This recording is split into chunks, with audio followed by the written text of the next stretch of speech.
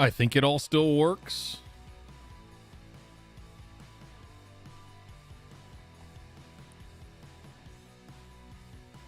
It appears to be working.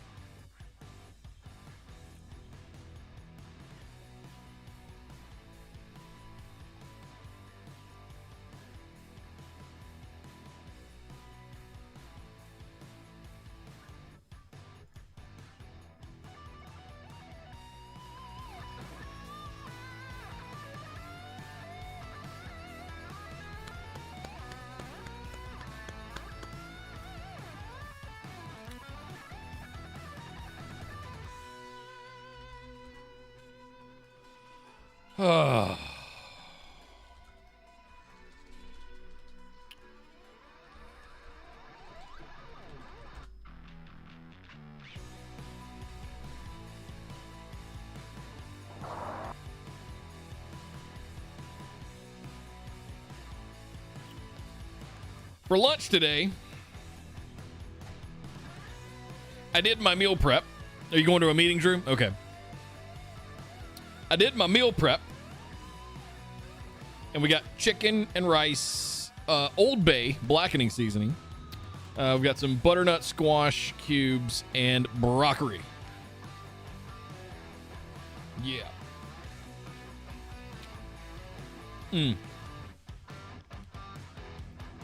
Pretty cool. About $20 worth of ingredients at the store. Put the chicken breasts on a pan, cookie sheet. Prep and cut all the veggies, put them on the cookie sheet, olive oil, salt, pepper, a couple of spices. 450 for, or 400 for 20 minutes. Flip the chicken one time. Done. Then just put it all in little containers. Lunch for the week. Don't have to worry about it. Hope everybody had a good weekend. Yes, we're back on YouTube.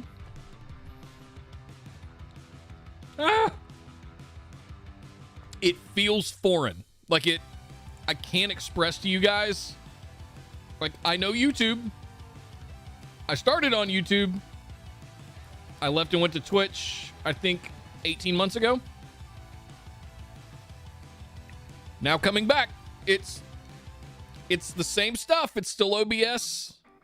Stream Elements doesn't work as well as it does with Twitch. There's not as much to do because my channel's not monetized yet. There's no subs, there's no memberships, there's no super chats, there's no bits, there's like all that stuff's just gone. So it's super pure. It's just like me and you guys. That's it. We get to do cool stuff. We're going to watch some videos today, specifically about live streaming on YouTube and what that looks like. We're going to talk about, we might watch the CTO Advisor video that I did with Keith Townsend. We'll see what we get to about FSX for OnTap. We announced another big acquisition at NetApp today. Well, I'll let the press release do the talking.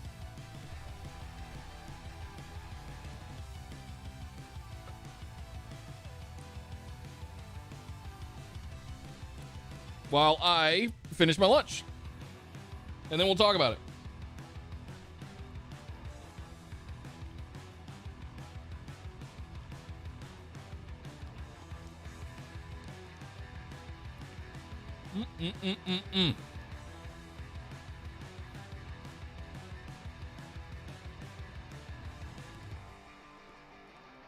Very excited. Very, very excited. Let's see how this butternut squash is.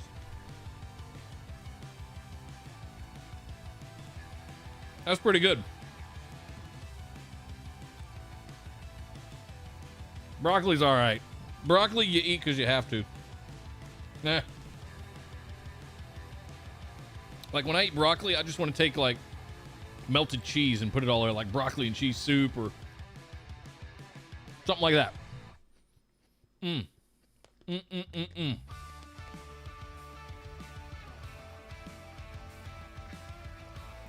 Chicken's fantastic.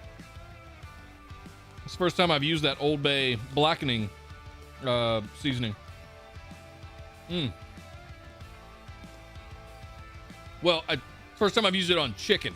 I've done it plenty of times on like blackened fish on the grill.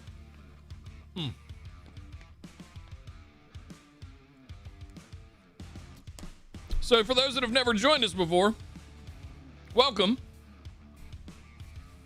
I've been hiding on Twitch for the last couple of years. Cheese makes a lot of things editable, totally. Because then you're basically just eating cheese. What's up, Wheelchair? You made the crossover. Good to see you, man.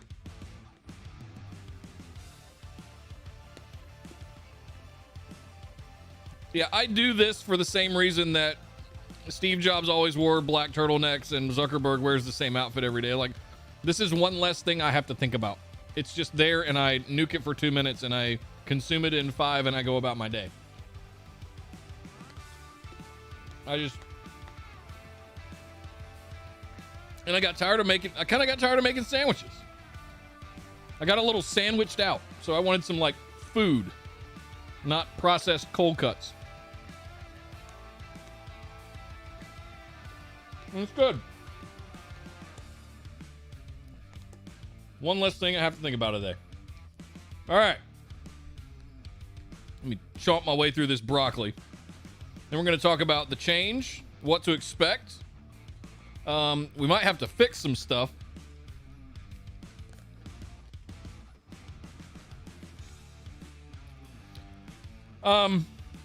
Wheelchair, that's a preparation you should make in general. People don't associate live streaming with YouTube yet. It's coming. And it's coming fast. I think even on this very channel, you can probably go back and find some live streams from almost 2 years ago that I was doing on here where we were talking about Mixer dying. Microsoft's Beam, I think is what they originally called it, but turned it into Mixer, right? Some pretty prominent streamers went over there. Biggest of all, Ninja made some huge $10 million deal with Microsoft to go stream exclusively on Mixer. Came running right back to Twitch. So when that was happening,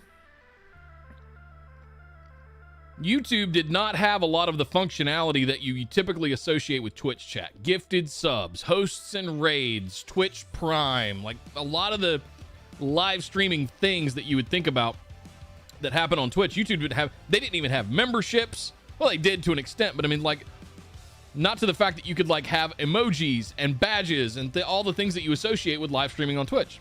From a view, let me put it in perspective. The creator side of YouTube is glorious. It is beautiful. And let me show you guys. You get this whole studio. You can see the preview of it. You can edit all your stuff. You get the chat. You can moderate. You can you can end the stream. It's glorious. It's beautiful. Plus the stuff that you have in Creator Studio for all of your videos and shorts and all the monetization. Fantastic. Like it's gorgeous. But at the end of the day, it really comes down to what is it like as a viewer? What is it like as someone that can watch? And that right now is where, so they fixed all of the stuff for creators. They gave us badges and emojis and memberships and subs if you're used to Twitch.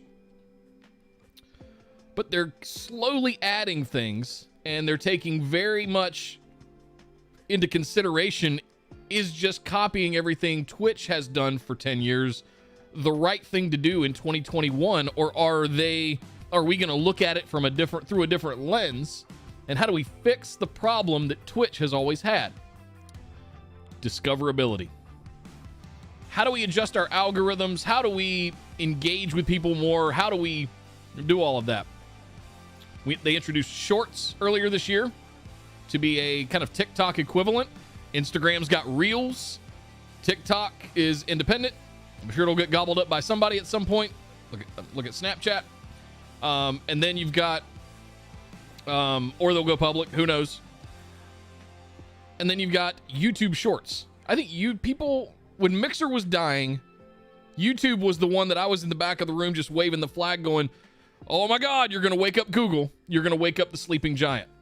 And over the last 12 to 18 months, they have been on a tear to roll out the new Creator Studio, add live streaming features, bring memberships to the forefront, update the directory for live streams. Like, they've been on a tear. They're coming. YouTube's active daily users is 220 million. Billions of users. Twitch, 20 million. 20 million, 220 million.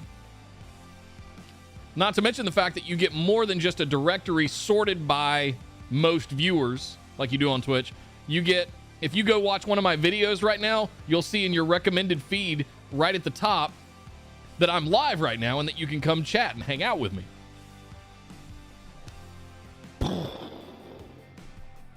Let's test that. Let's watch what happens, right? So you go to YouTube, because I haven't tested this yet. DatacenterDude, right?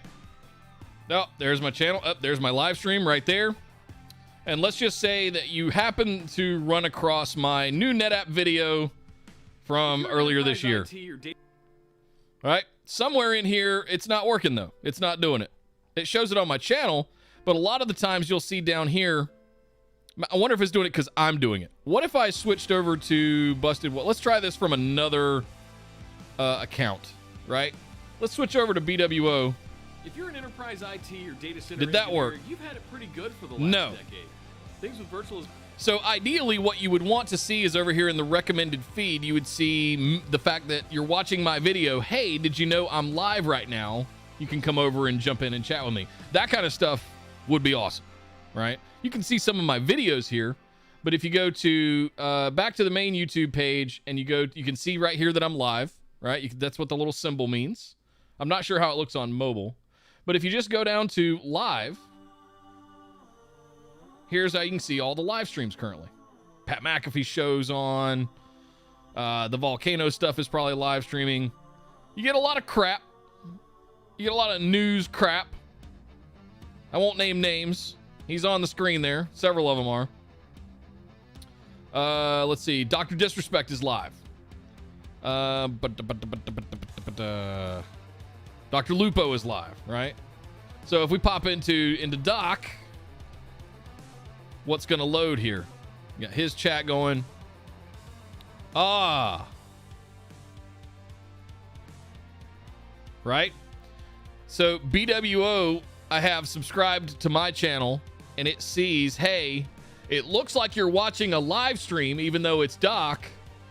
But hey, did you know that another person that you're subscribed to is also live right now? This is the big deal. This is why YouTube is going to potentially overrun Twitch if they really get this right.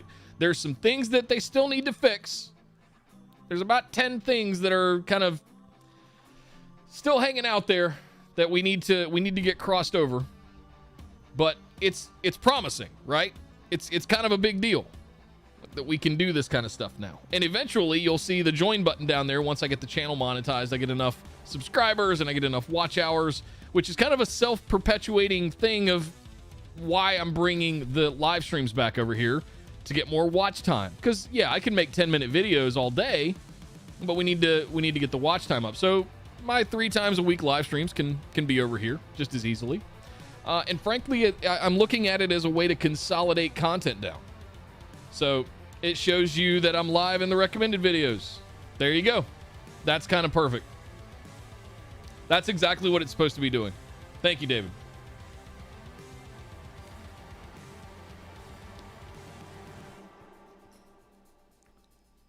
I think it wasn't showing me initially because it's my own channel. Like that would be a little odd.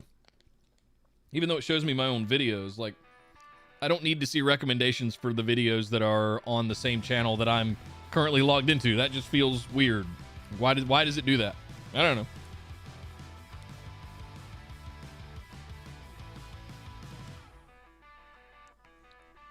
All right. So let's get some business out of the way once I get this last little bite of broccoli and squash.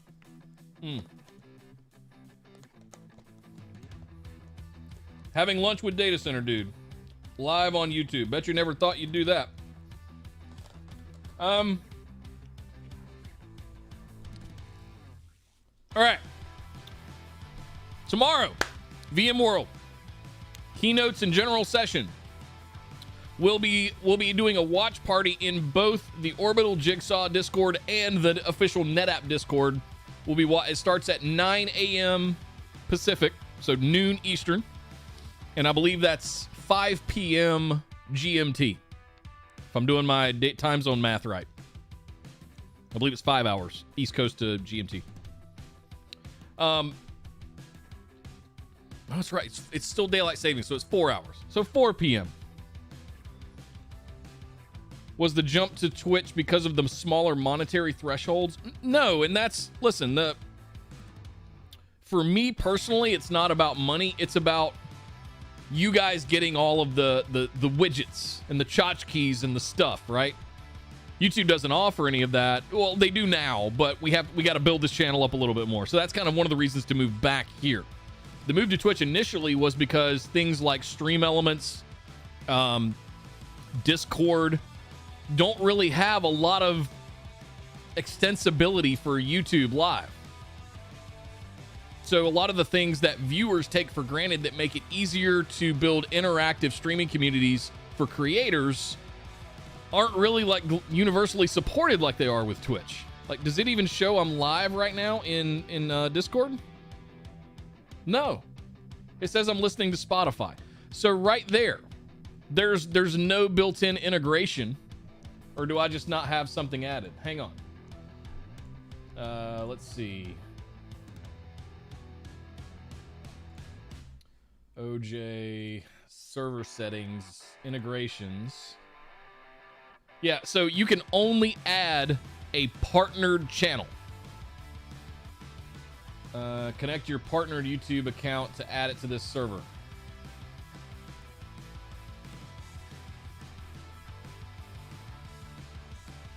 Yeah, you can only do a partnered account.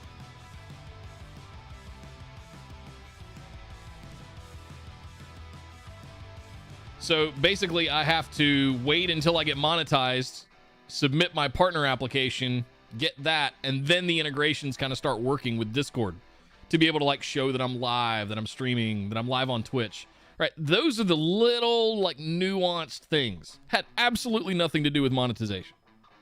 Or you know, getting subs and bits and all that stuff. It's definitely a nice to have, because the subs and bits are the things that trigger the alerts that you guys as viewers like to see on screen. Gifted subs, right? So from what I understand, YouTube's been working on that for a little over a year. They're trying to figure out how to do that. Harris has suggested that they use YouTube Premium to give people a free tier or a free sub to any creator.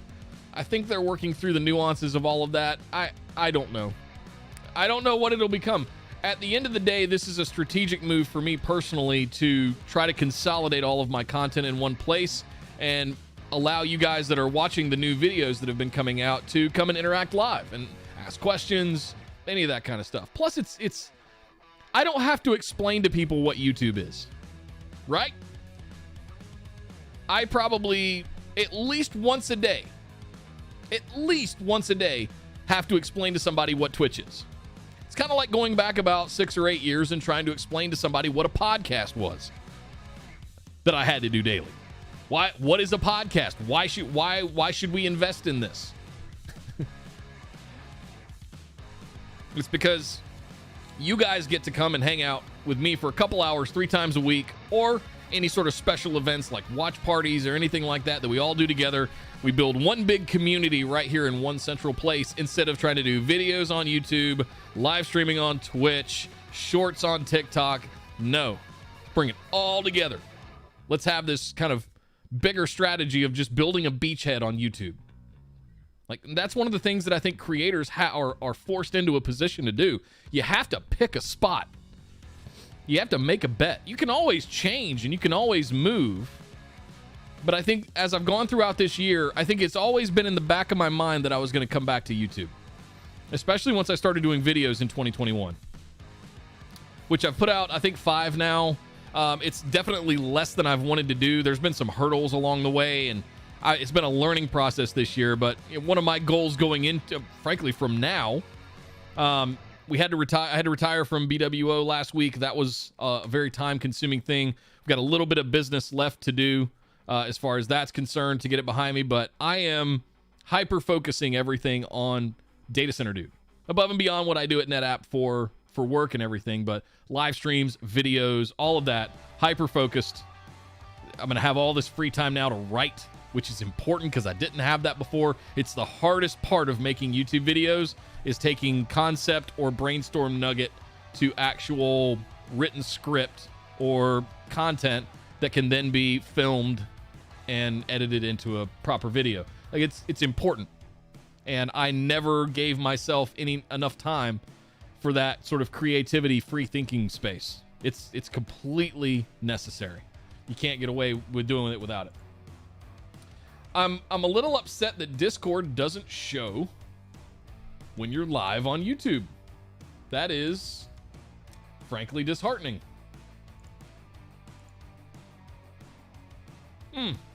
I thought they did at one point. Maybe it has everything to do with being a partner, being monetized. I don't know. We're going to do this. We're going to find out how it goes. We're going to see what's happening because, I mean, really the only thing that is required is you guys.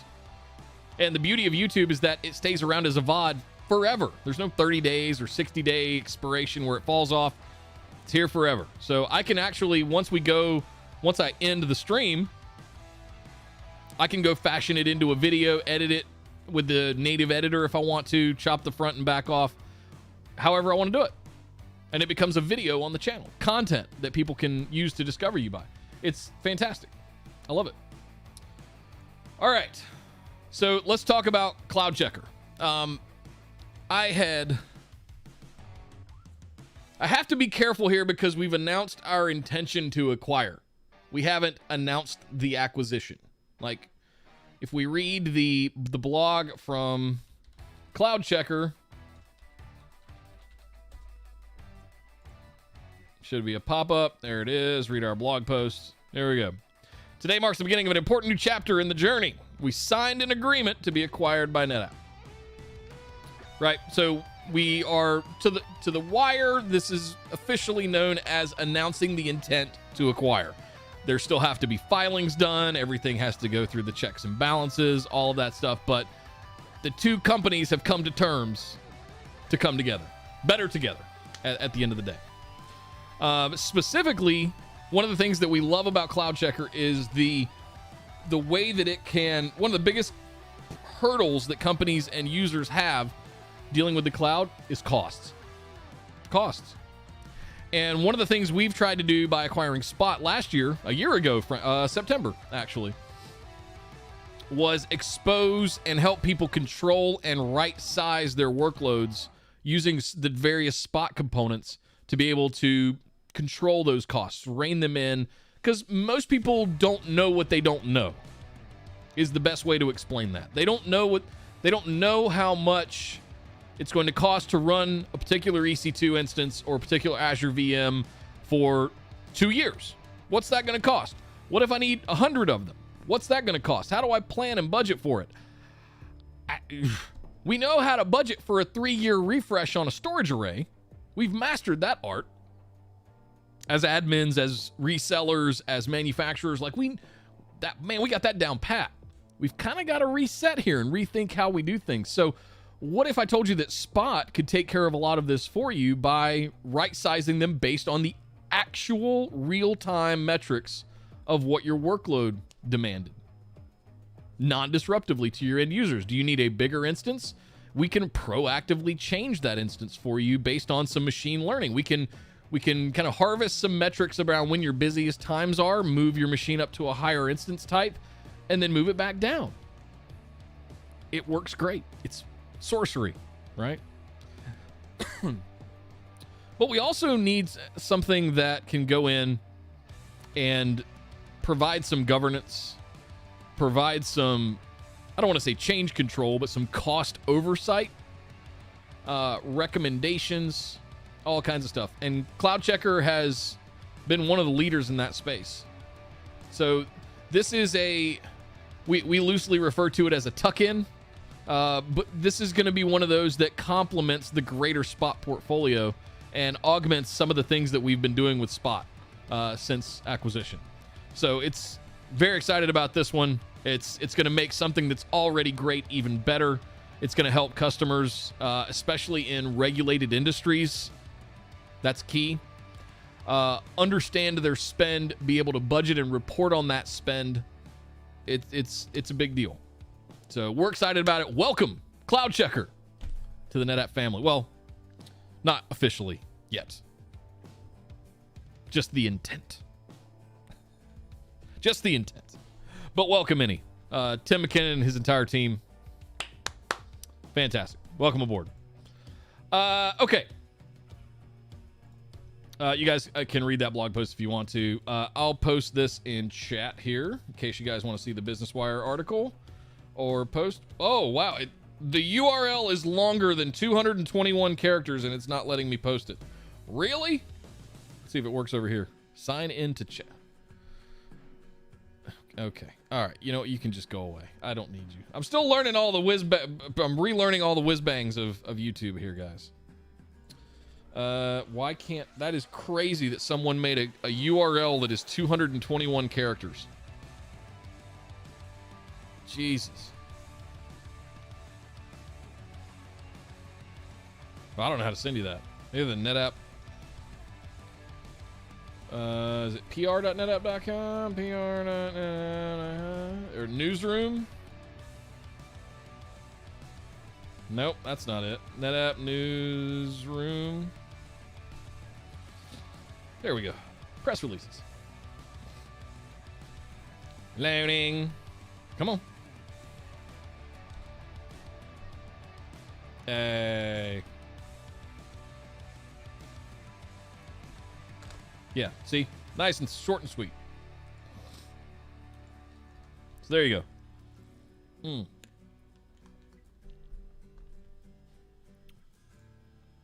So the other thing I wanted to chat about today, let me switch back to my channel, and then we're going to go, hey, there's I am. That's cool. That's awesome. Hey, welcome, Leonard. Thanks for subbing, man. We're going to watch Harris put out a video. Let's see. Alpha Gaming YouTube. I think it's streaming to YouTube or something like that. Live streaming on YouTube. I wanted to watch this with you guys because it's important to understand the things, and I need to go through this as a refresher. I've not watched this yet. I've watched like the first 2 minutes of it, but I had to come set up the stream and everything. But I wanted to watch this because I think it's important to understand some of the core differences on not only what it's like to be a creator on here, but what it's like to be a viewer as well. Ninja, you made it. You crossed over. What's up, man? How you doing, Kevin?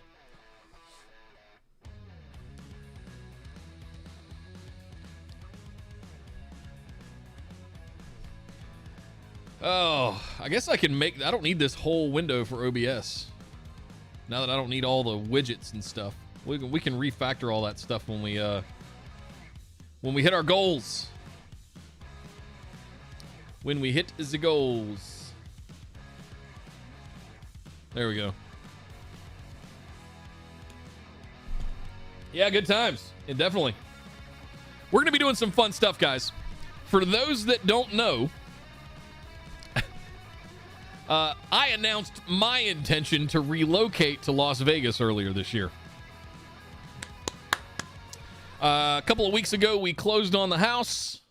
Got that behind me. Went on a great vacation a week after that. And now I'm back and ready for Insight. Got 2 weeks to Insight, I think. Is that what we're looking at? 2 weeks from Wednesday.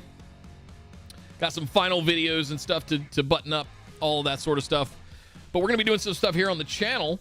And a lot of it is going to be around building out the new studio, at least at the end of the year. I'm hoping to make some videos about the road trip itself, where we stopped, our route we're going to take, all of that kind of stuff. But this isn't just all tech all the time. We have fun here too. We will goof around. We'll make some graphics and banners. I'll show you guys how to do some of that stuff. So we do a lot of learning here. It's not just all about tech. But when we get to the new studio... Oh, hang on. Whoa, the music went wonky. Why is it... What? No! It keeps turning my shuffle and my repeat off. Spotify, why do you do this for? Some crazy changes in my world. Congrats with BWO. Well, it's... Thank you. I appreciate the sentiment there, but it's definitely not congratulatory. It's heartbreaking. It's We're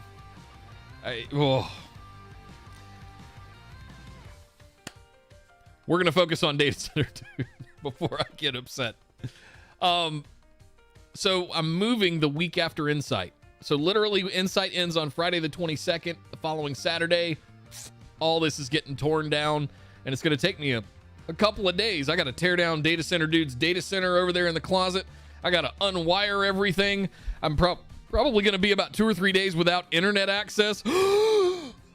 How do we do that in the modern times? I don't know. We've got cell phones. Like, I don't need my AT&T Gigafiber doodad right now. And then we're packing it all up. The Packers arrive on Wednesday. The movers load us all on Thursday. We close everything out on Friday. And we pull out of the house, headed to Atlanta on Saturday the 30th, my birthday. So we're pulling out of town on my birthday. The second phase of teardown, well, yeah, the first phase was this big thing that used to be behind me that's a giant wall.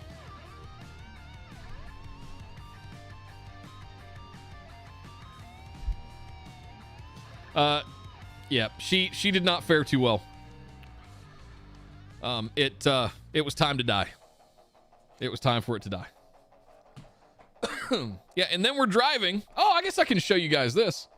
Google My Maps. Let's see if this works. And I'll show you guys. How do I get to My Maps?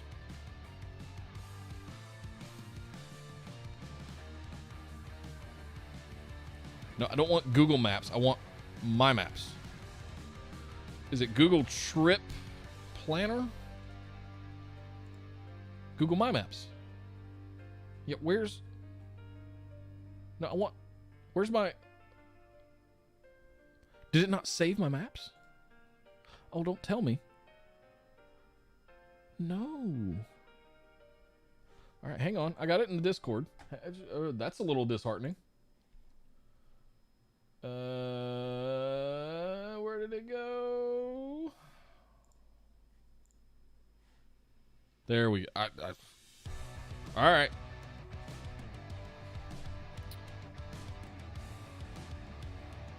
So each of the yellow dots is a stop. So I've done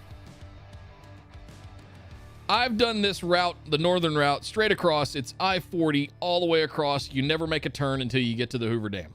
The Hoover Dam's up here. You get a little past the Grand Canyon, and you jump on and you go north to Vegas. Normally we would just go down to, 40 comes all the way across until you get to Barstow. Then you jump on the 15. Then you're down to the 210. You come all the way across and you're in LA, right? But I've done this once in 2006, again in 2013, and I didn't want to do it again. So we're going to take a different route. We're going to go the southerly route, I-10. We're going to jump down through Atlanta, see some friends and family. We're going to jump down to New Orleans, check out the French Quarter. Esther's never been, so I wanted to show her some of the stuff down there. Then we're going to go to San Antonio. We're going to go to San Antonio. And then this is the longest leg of the trip, I believe. I think it's 8 hours. New Orleans to San Antonio. And then it's another 6 hours up to El Paso, which I promise I'm not going to be interfacing with the Juarez cartel. I will not be going anywhere near except driving right here. I will not be going anywhere near the border. So no concerns there that I'm aware of. Close to DFW. No, even the 40 route doesn't take me through there. It's just Amarillo. With Central Texas, it's hard to get to sometimes. Like, it's not really like you got to come to either OKC or Houston or San Antonio. We thought about jumping up to Austin from San Antonio and staying in Austin for a night because we got some friends there. It's 90 more minutes each way. And I was like, nah, I'll take you to Austin another time. We're kind of in a rush. So here's the deal. We leave on the 30th. So 30th, 31st, Halloween in New Orleans. How cool is that? 1st, 2nd, 3rd, and we arrive about early to mid-afternoon on the 4th. Here's the catch. Our stuff is supposed to arrive between November 3rd and November 8th. I think is the range that they gave us. And I'm sitting there going, we're not going to be there till the afternoon of the 4th. I hope that they don't beat us there. So we're working on getting in touch with them and being like, hey, just a heads up, we're not going to be there till like late in the day on the 5th or on the 4th. Can you come on the 5th? We'll see. But this is the route we're taking. So officially, I think it's 2,700 miles, and 2,700 miles in 6 days. We're intentionally taking our time as well. I'm trying not to drive more than 6 to 7 hours a day so that we've got time to get into the hotel while it's still daylight, unload the dogs, set up their crates, unload our bags, take showers, go to dinner. Like, you could certainly drive 10 to 12 hours a day, roll in at 10 p.m. or 11 p.m., crash, and have to get right back up at 7 o'clock and go at it again. And I've done that enough times to where it's not fun. It's not fun to do it that way. So definitely want to take our time. We just got to sort out the movers, and then we'll figure it out. But yeah, there's the trip. Planned it all this weekend. Booking all the hotels this week. Yeah, that's it. That's what we're doing. Leaving on the 30th. Leaving on, well, in a car, not on a jet plane.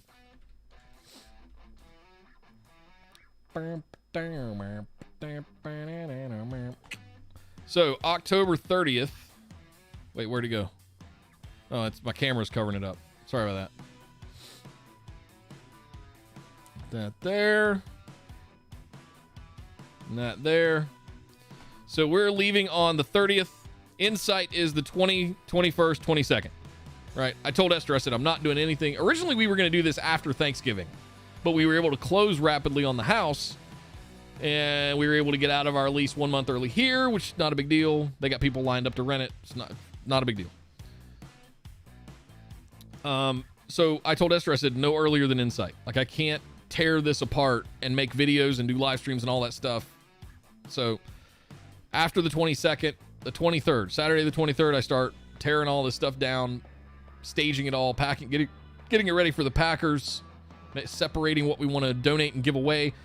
I'm probably going to have a crazy fire sale of some electronics, some tech gear, some cameras, some microphones, you name it. I'm going to have a pile of stuff that's going to be like $20, take it, right? Especially if you're here in the Raleigh area and you can come pick it up. Like, whatever, $20, take it. I'm going to try and really slim down a lot of the stuff that I don't really need anymore, which getting a bigger space has me second guessing that whole strategy, because I'm doing the whole tech guy like, well, what if I need it in a year? Everybody's got their box of cables, right? I have 4 giant Rubbermaid wheelie totes of cables and PC parts that are in the next room.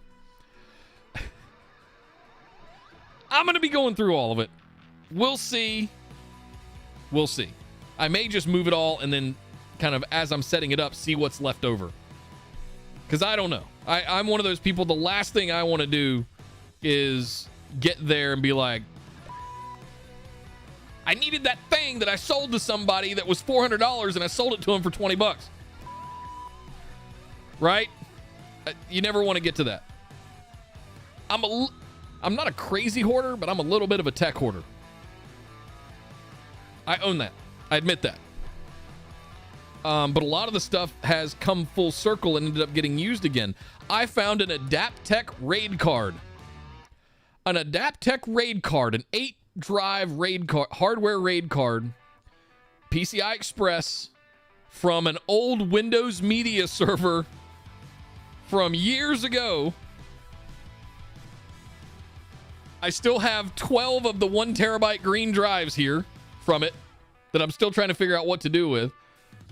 But I found an Adaptec hardware RAID card that all of a sudden I can use again because I'm building a big standalone Plex media server for the house. Oh my God. So see, that thing was like almost $500. I'm so glad I didn't get rid of that thing. Update some firmware, call it a day. The mental image of you running around for your passport just came back.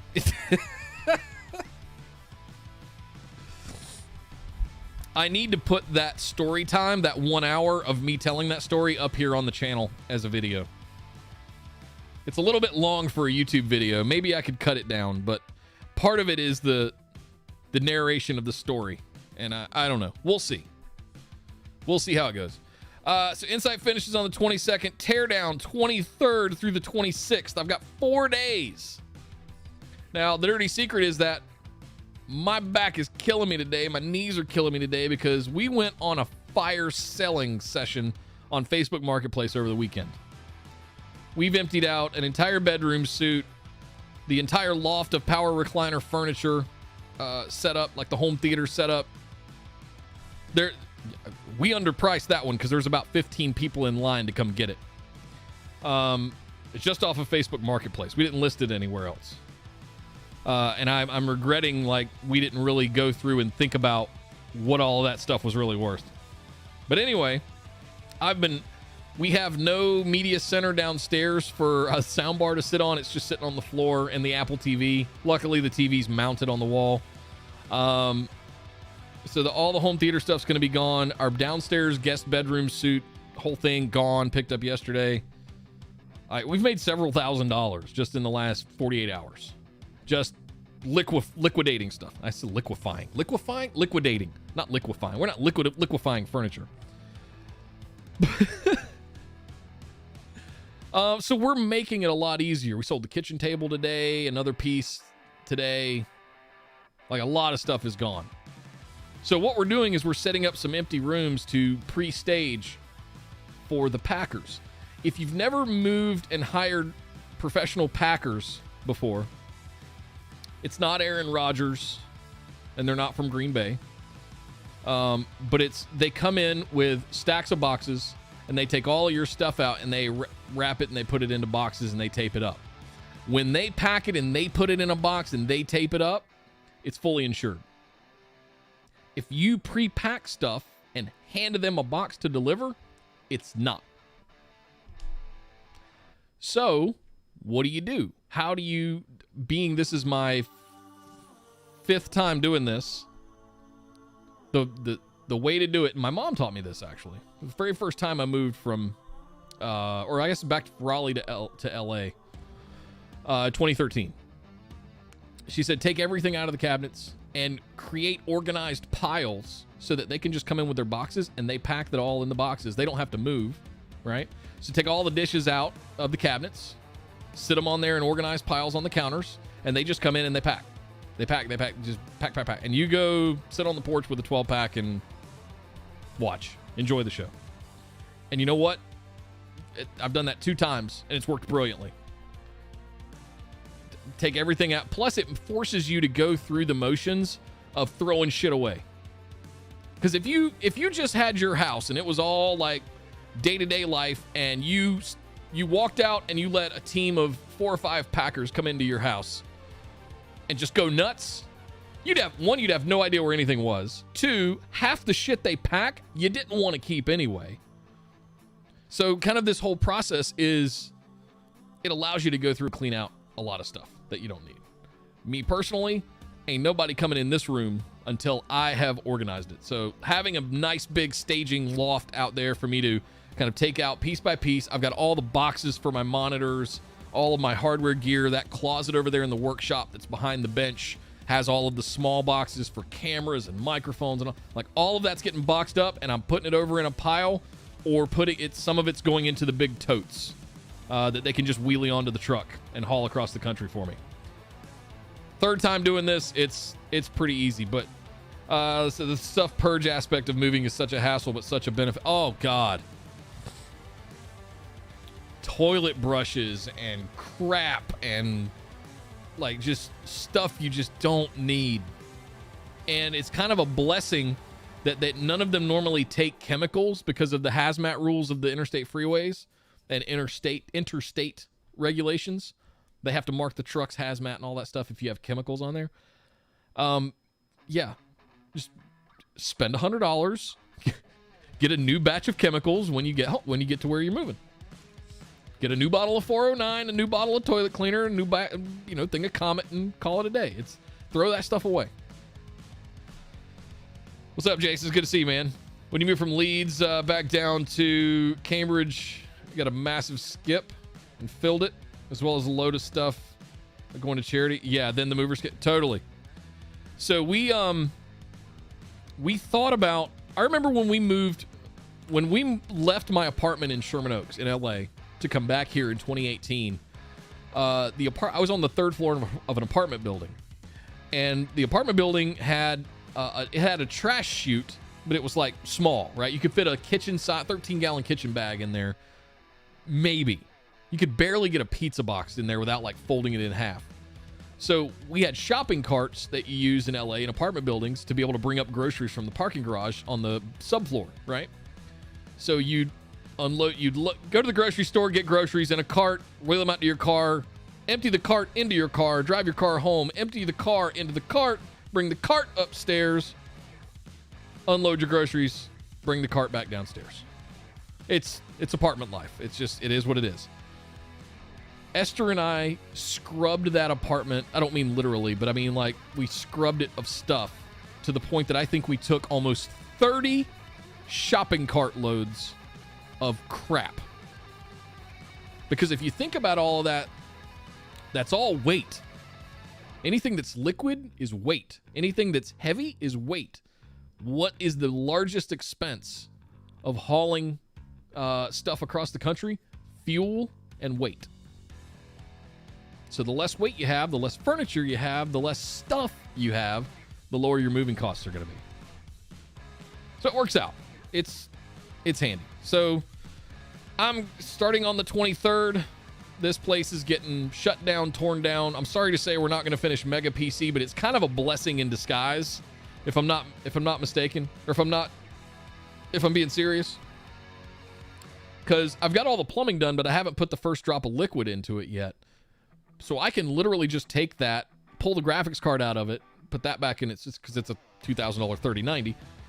I can just put the whole case assembled back into the Corsair box that I still have for the 1000D case, all assembled, tape it back up. It's got fragile stickers. It's got all that stuff on it, and go, movers, here you go. By the way, there's about 10 grand in that box. You might want to be careful with it. So I can, if I let them know that something is valuable, they can mark it accordingly, and it will be included in the insurance. Think of things like art, things that you might have created, or any of that kind of stuff. You just have to declare it, and they have to accept it. Otherwise, that thing's going in the truck with me, and that will take up half of the room in the back of my giant SUV. PC build procrastination for the win. That's, Listen, Beyond Insight here in a couple of weeks, a lot of the content you're going to see here on the channel is new studio build stuff. You guys thought it was fun building this stuff? Oh. Wait till I get to set up a camera of the whole perspective of the place, and I'm putting furniture together, and we're setting up sets, and we're painting walls, and we're doing all kinds of stuff. Like part of the reason I wanted to move back here as well is so that I could create the content here on YouTube and then download it, pull it down, or edit it with the native editor into consumable videos to make a playlist of the new studio build out. So it's going to be a lot of fun. Part of that new studio build out is making a proper workshop with an actual work surface, not just a fold out table that I've got now.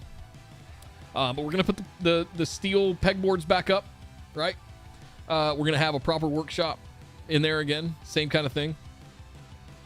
The new space, it's going to be, it's so good. Let me see if I can find that so I can show the people that haven't seen it yet. Whoo!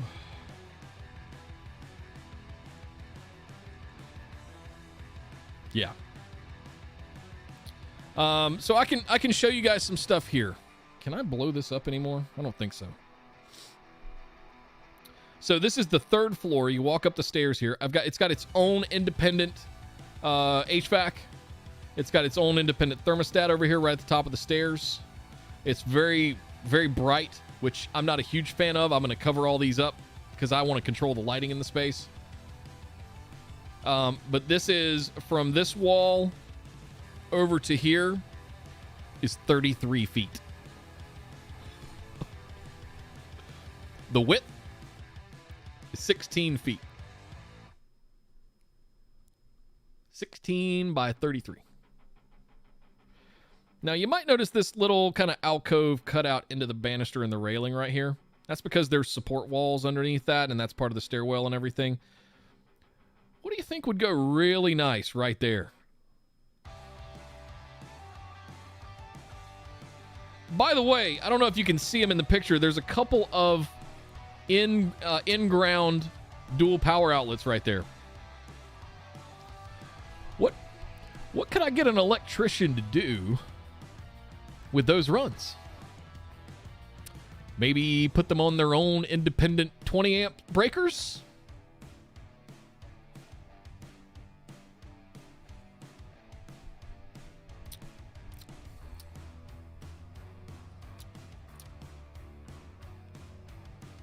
There's room there. If I did my measurements right, there's room for about 3 cabinets.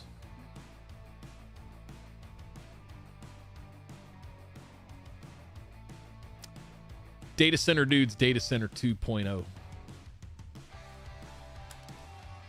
Bam. Yeah.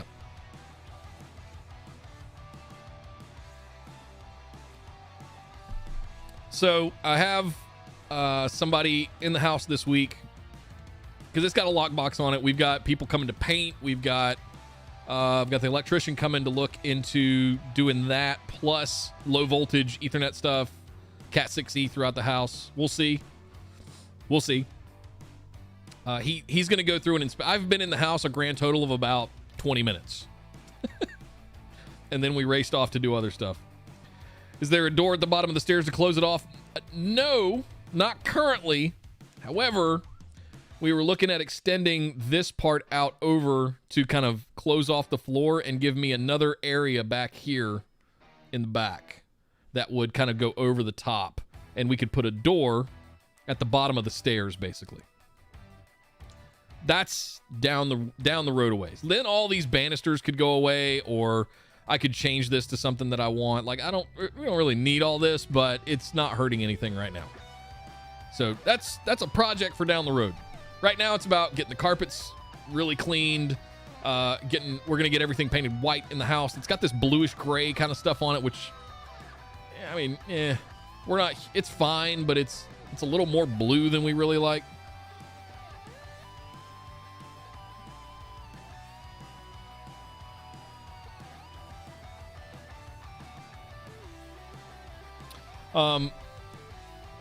More people are here to pick up more stuff. So yeah, so for sound treatment, really all this room needs is some of the panels to put on the ceilings, and it needs a bass trap in this corner and probably a bass trap in the opposing corner. Here's another angle, another perspective of the other side of the room. You can kind of see the wall, the floor outlets right there, the floor plates. You can also kind of see where that alcove cutout is, and this square back here is about the width of a stairwell. We basically just want to extend the floor back there. So it would be about extending some of the support beams and joists and laying down some plywood, putting some carpet tack on it, and laying carpet. Like, it's not going to be a big job. Obviously molding and little stuff like that. It's not going to be a big job for somebody to come in and do that.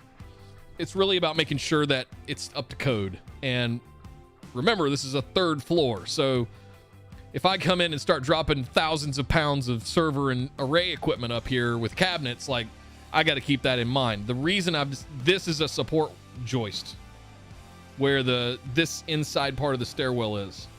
So there's enough support in there for the 3rd floor. It's a triple, I forget what they call it. It's a load bearing is what I was trying. Thank you. That's what I was trying to think of. So to be able to put the data center, like 1, 2, 3, I can fit at least 3 cabinets in there.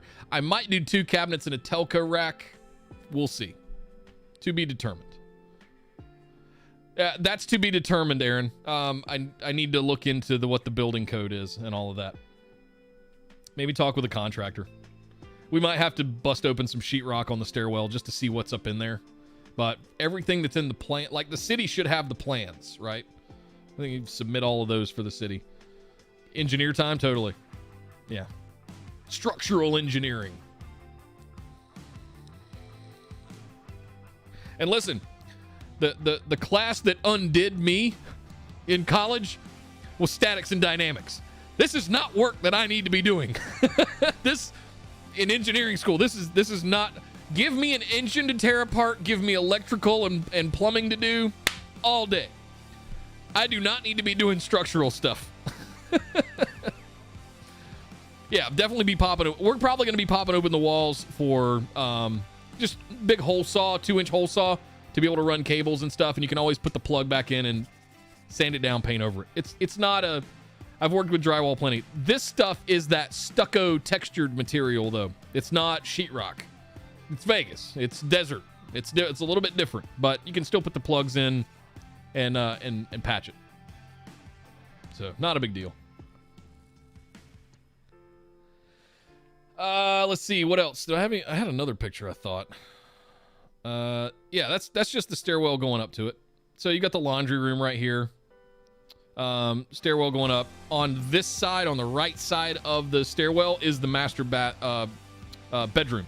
You can kind of see right there where the ceiling opens up for the 3rd floor. It's completely open. My concern is that I'm loud and my stuff is loud.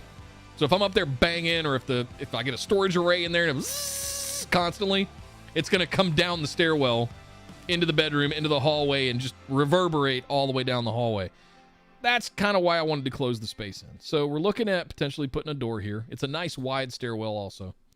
But closing in this floor where it makes sense. We'll see. We'll see. How all that works out, to be determined. Yeah, ambient noise is going to be a big deal. But that's the new space, guys. Over here in one corner, we're going to have the workshop, which you guys kind of know now, with some racks with all the stuff on it and all that kind of stuff. We'll have the pegboard on one wall, and we'll have the bench where I work and all that stuff. Out in the middle, we're going to have lights and cameras and all that kind of stuff in kind of a central location, so I can just like move things around as I need to. This perspective where we're looking at right now in the camera is going to be where my main desk is. This desk, the command center, all my monitor, my workstation. And then over here, we're probably going to have a chair and, nope, that's going to be on this side. We're going to have a TV mounted on the wall. I'm going to have a media center sort of TV stand, if you will, with consoles, doodads, geek shit, on it. And then a recliner where I can watch movies and stuff with headphones and all that kind of stuff. And then on this one, we're going to have kind of the chair and houseplant set, right? Where I can shoot some videos of me just doing talking head stuff, not in front of the workshop every time, do something a little bit different. IT Muscle has his sweet silent cabinet that he got. Possibly. I know Jason had mentioned that before too, but possibly. I'm trying to get my hands on one of those older NetApp cabinets that have the blue glow on the front of the cabinet. And I think you can attach that to any cabinet, if I'm not mistaken. It doesn't have to be the NetApp cabinet. But we'll see. We'll see what happens. So there we go. That's the new space. 2 more weeks. 3 more weeks, technically. Very excited. Very, very excited. Yeah, there's some people that are tired of me talking about Synologies all the time, Aaron. They're like, hey, don't you work for us?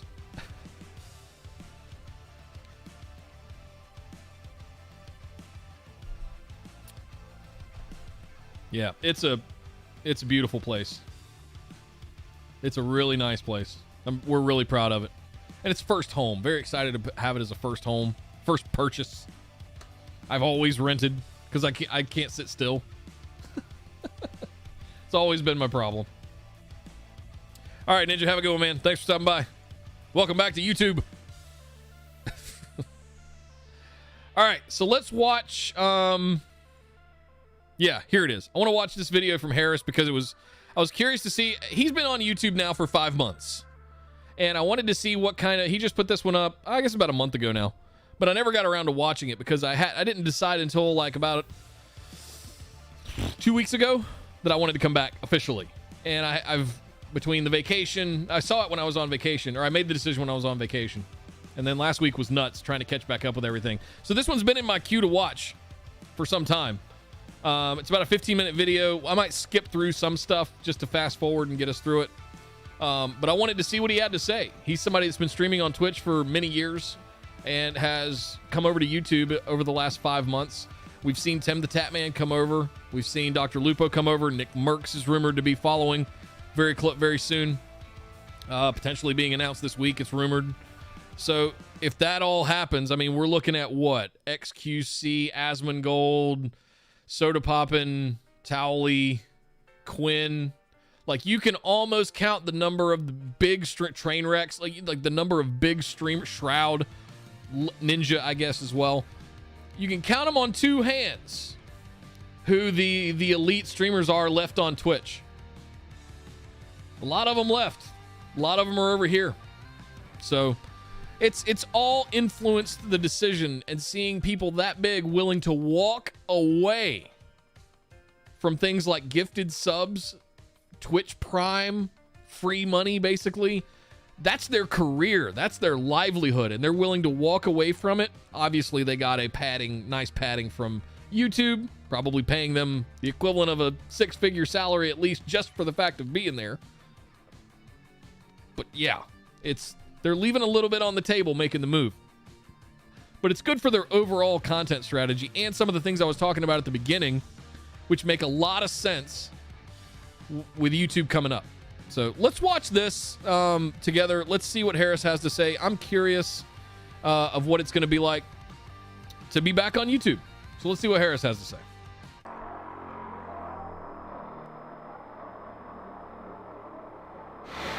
Oh.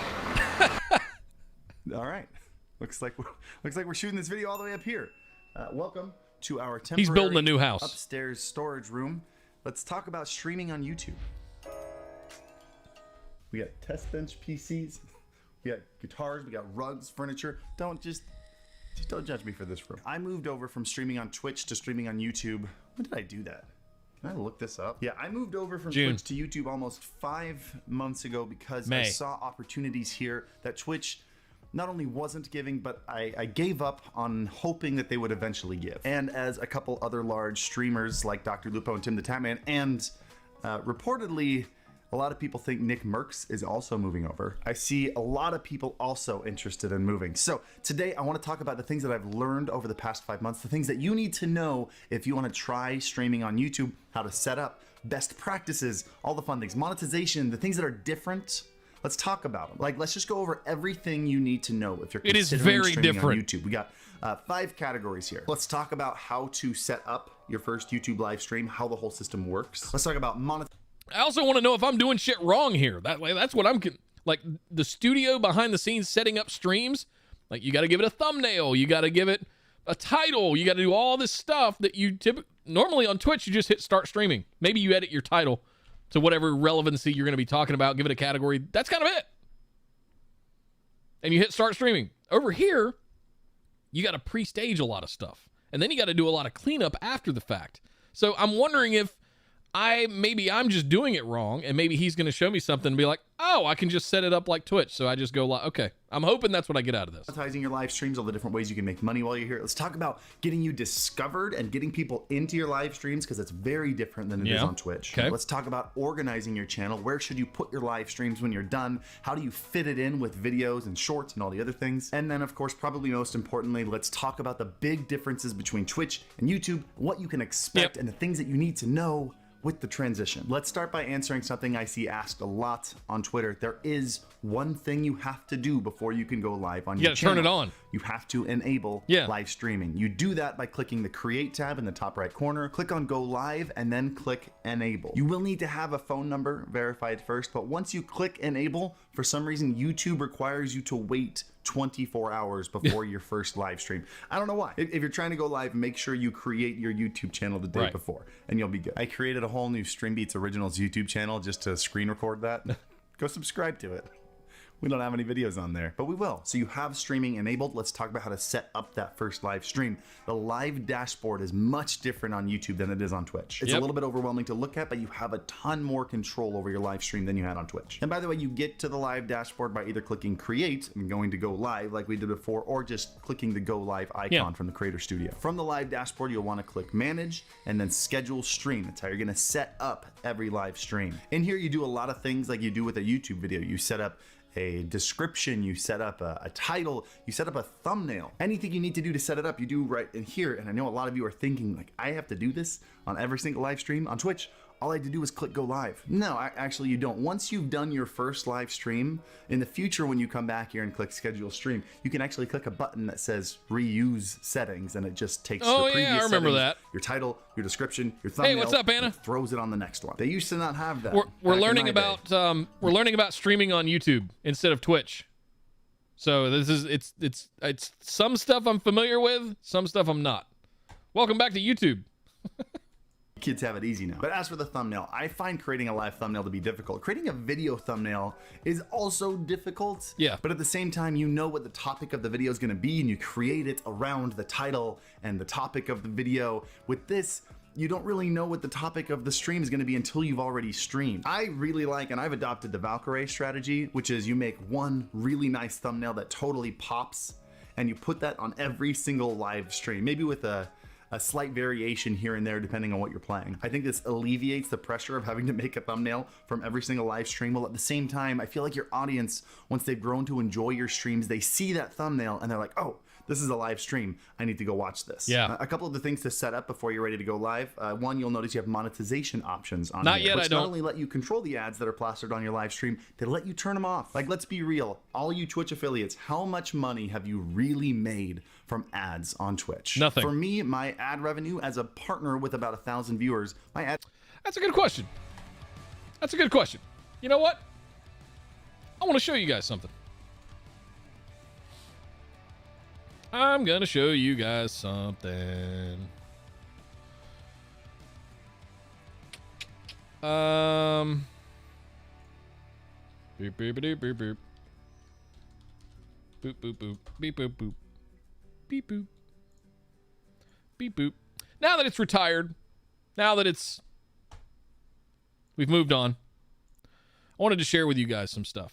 Harris brings up an interesting point.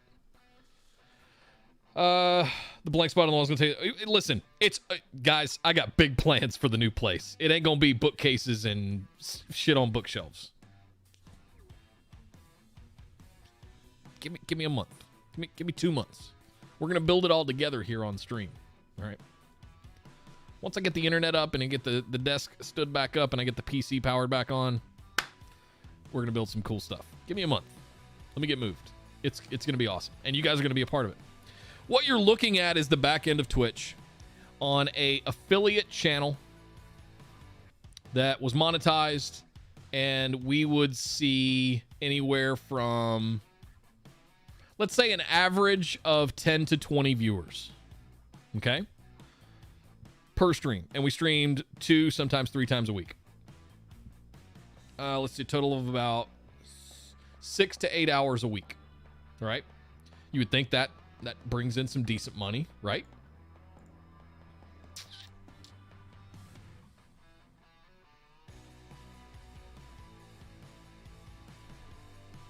Ads.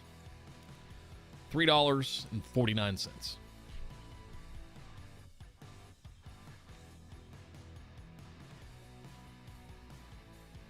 Where the revenue came from was from subs, and the large majority of it was from bits.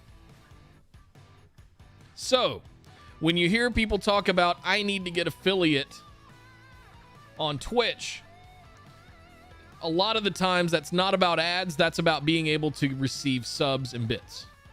Because you can't do that until you sign your affiliate contract, and they can pay you out. But if you look, ads, we made $6 the previous period. Trying to think of why. SummerSlam, maybe? The extra streams? So, $3.49. And if you look at our history, can I show our history? We had 26 subs. I think I can show this, yeah. So we had some good months. May, 600. June, 700. July, 200. August, 360. September, 225. So we had it was a good run. Like, that's, any Twitch streamer out there would love to have that. I am not in any way being unappreciative of it. Like, that was fantastic. All right. What I wanted to do here was illuminate how much of this was user contributed versus ads. That's all I'm trying to show here. Ads. $3. $3.50. Twitch is a goddamn Loch Ness monster. I done told you, Twitch. Don't come around here. So I just, to Harris's point, what he's talking about here is like, before you go and jump to turn the monetization on a video, understand that you're probably not making that much money off of ads. The things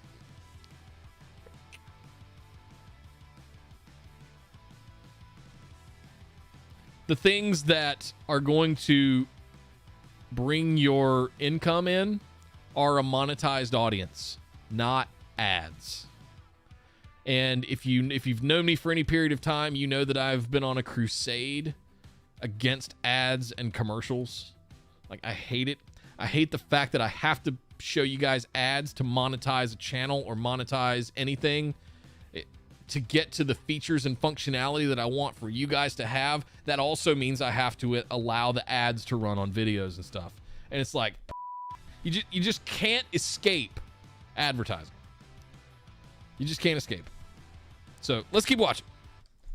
Ad revenue is let's see what he said here. Real here, which not only let you control the ads that are plastered on your live stream, they let you turn them off. Like, let's be real, all you Twitch affiliates, how much money have you really made from ads on Twitch? For me, my ad revenue as a partner with about 1,000 viewers, my ad revenue is about 0.5% of my total revenue on Twitch. So I just turned them off. Ads on a live stream have an obnoxiously high rate of losing viewers. Yep. I know it was like a 70-30 split. It was either 30% or I think it was actually 70% of people. 7 out of 10 people that got fed an ad at the beginning of a live stream left before the ad finished. I'll have to go back and check. Don't quote me on that. It was either 70 or 30, but I'm pretty sure it was 70.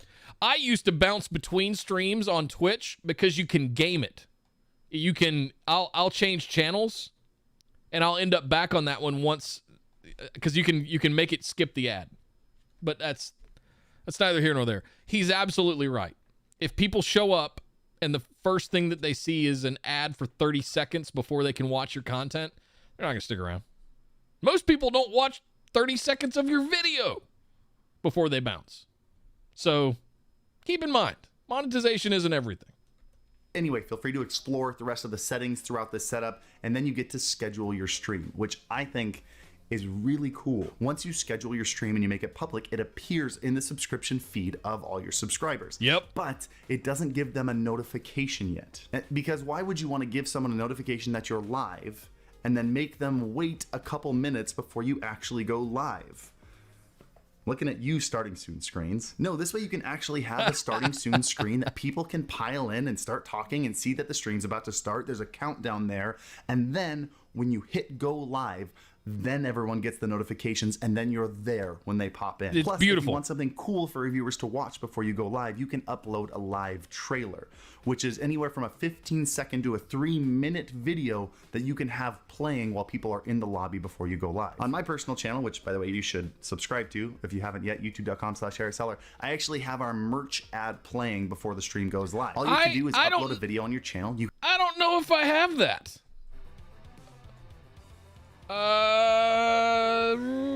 Can I look at that while I'm streaming?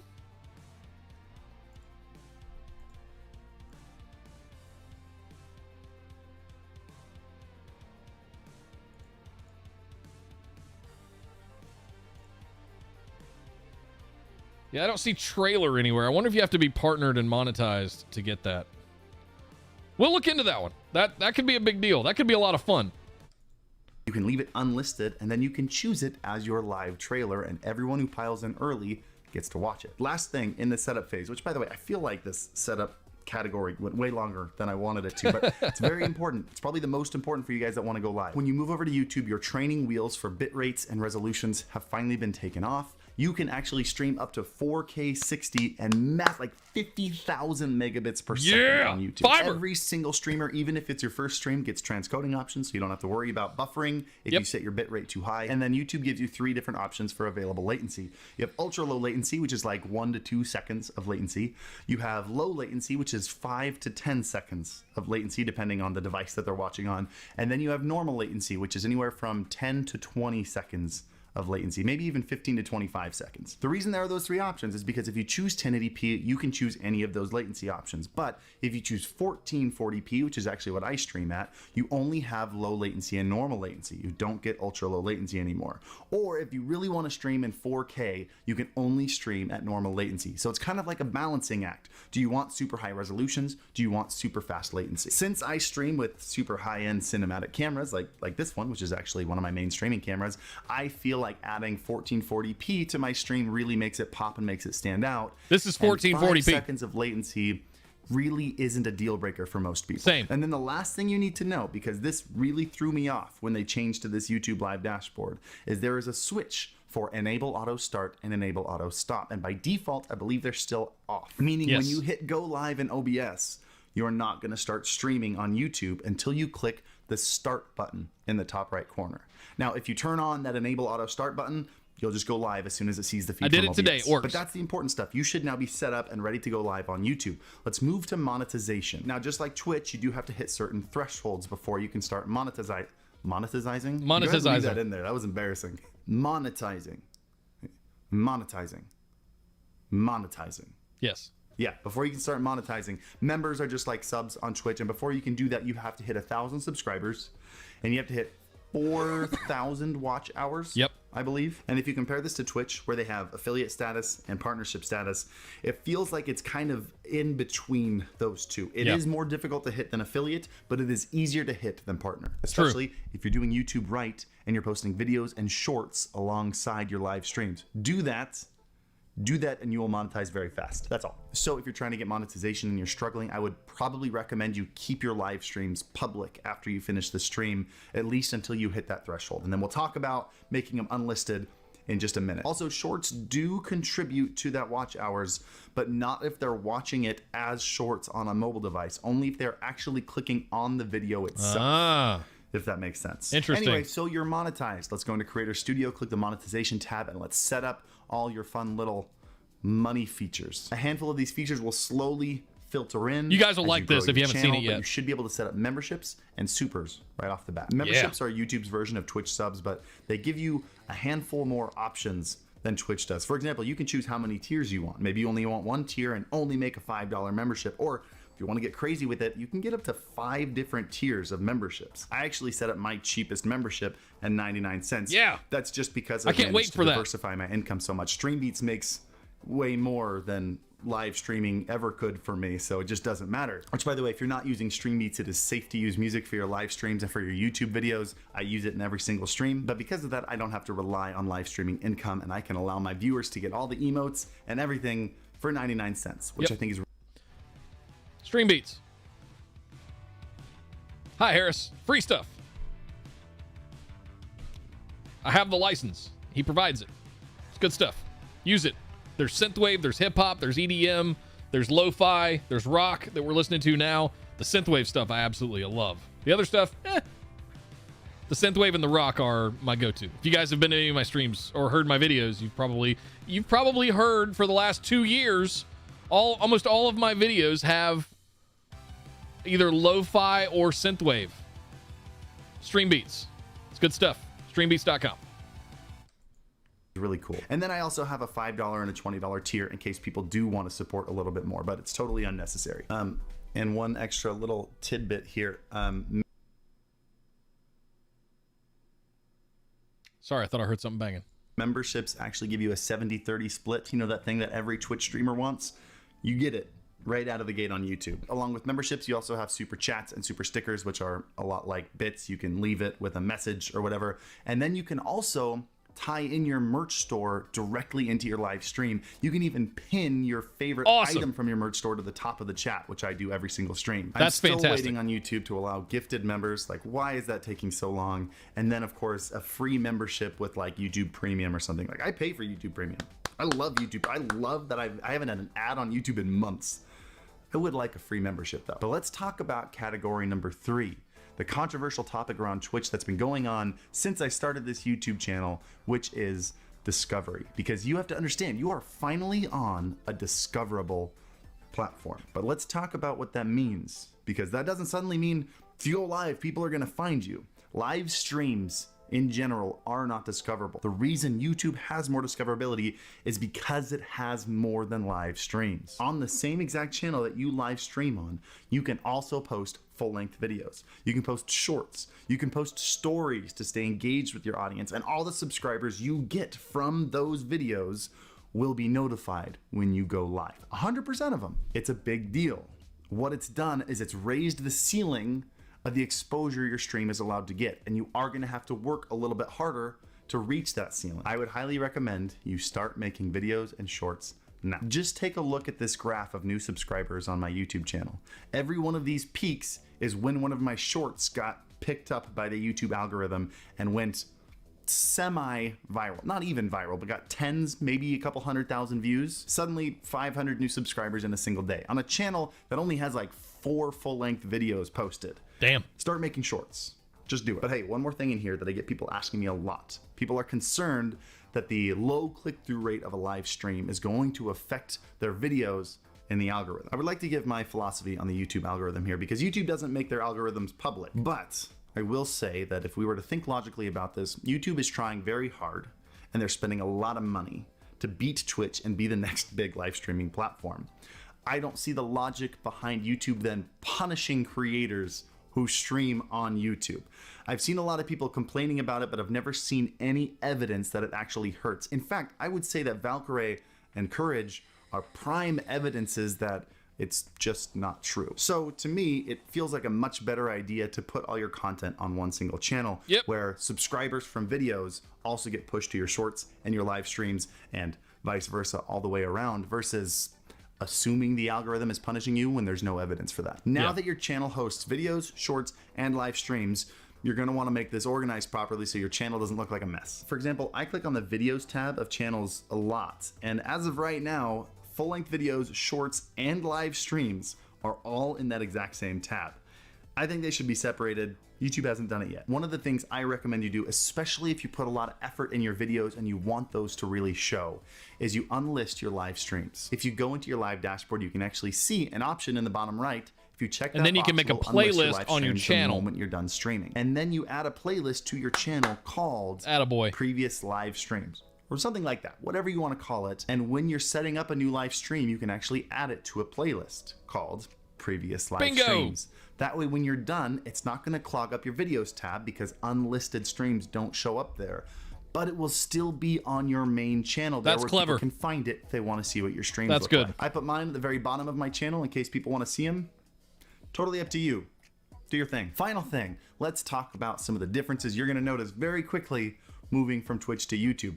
Last thing I want you to do is be blindsided by any of this. First thing you need to know It is easier to get discovered on YouTube, but there is a trade-off. Because you are streaming on the same place that your videos are being posted, you essentially have a 100% conversion rate from your videos to your streams. Just to give you an example of what I mean by this, I had a 33% conversion rate from YouTube to Twitch, from this channel to my YouTube channel. For every 3 new subscribers I got on this channel, 1 of those subscribers followed me on Twitch, which is a very high conversion rate, by the way. And the conversion rate was so high because this channel was about streaming on Twitch. It made it very easy to follow through. However, now that I've started my personal YouTube channel where I live stream on, every single person that subscribes on that channel is also subscribed to my YouTube videos. That is a 100% conversion rate. But here is the trade-off.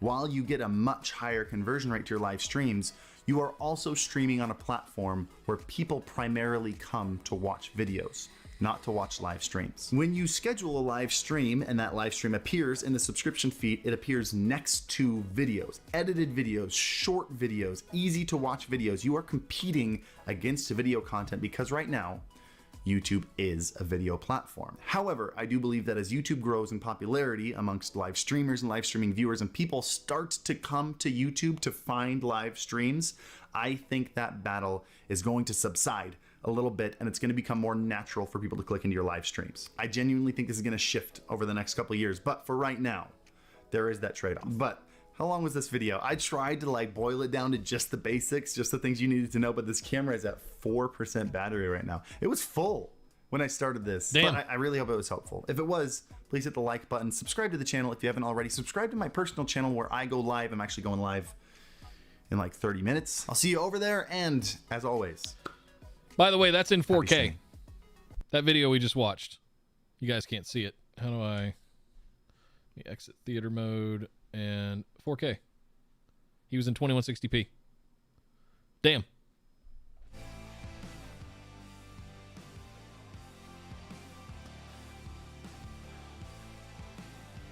Listen, let me catch up on chat because you guys were posting some stuff. I was trying to pay attention to what he was saying there. You got a little bit of Ninja. You got a little bit of stream beats playing in the background as the recorded session seems so boring. Yeah, I mean, I wonder if I can put my Insight video up from last year.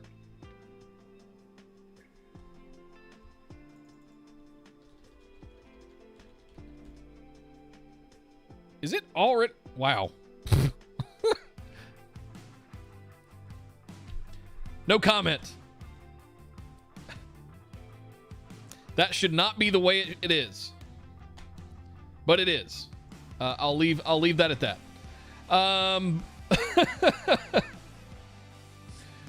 You should not search for NetApp and get 4 other people's video listings before your own channel.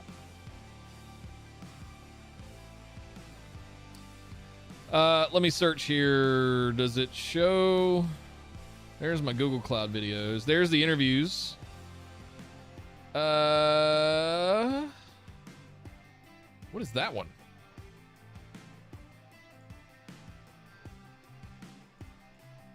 Wow, I think we were a little off and we were... I don't know what that is. Okay.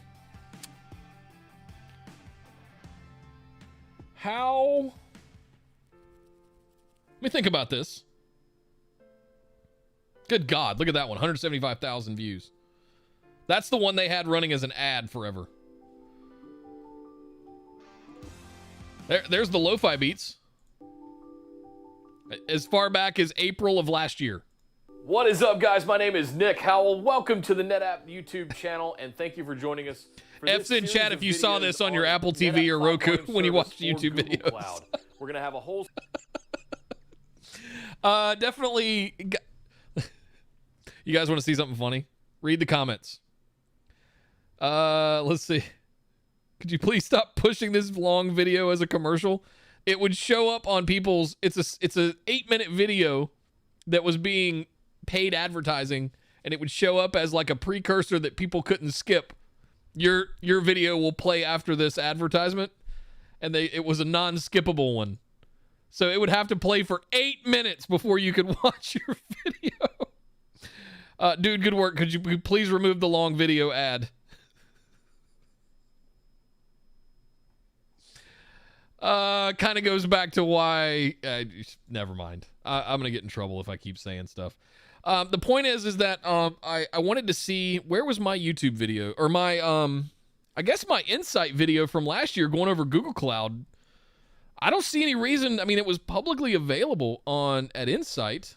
Do I still have that? Let's see. Insight 2020.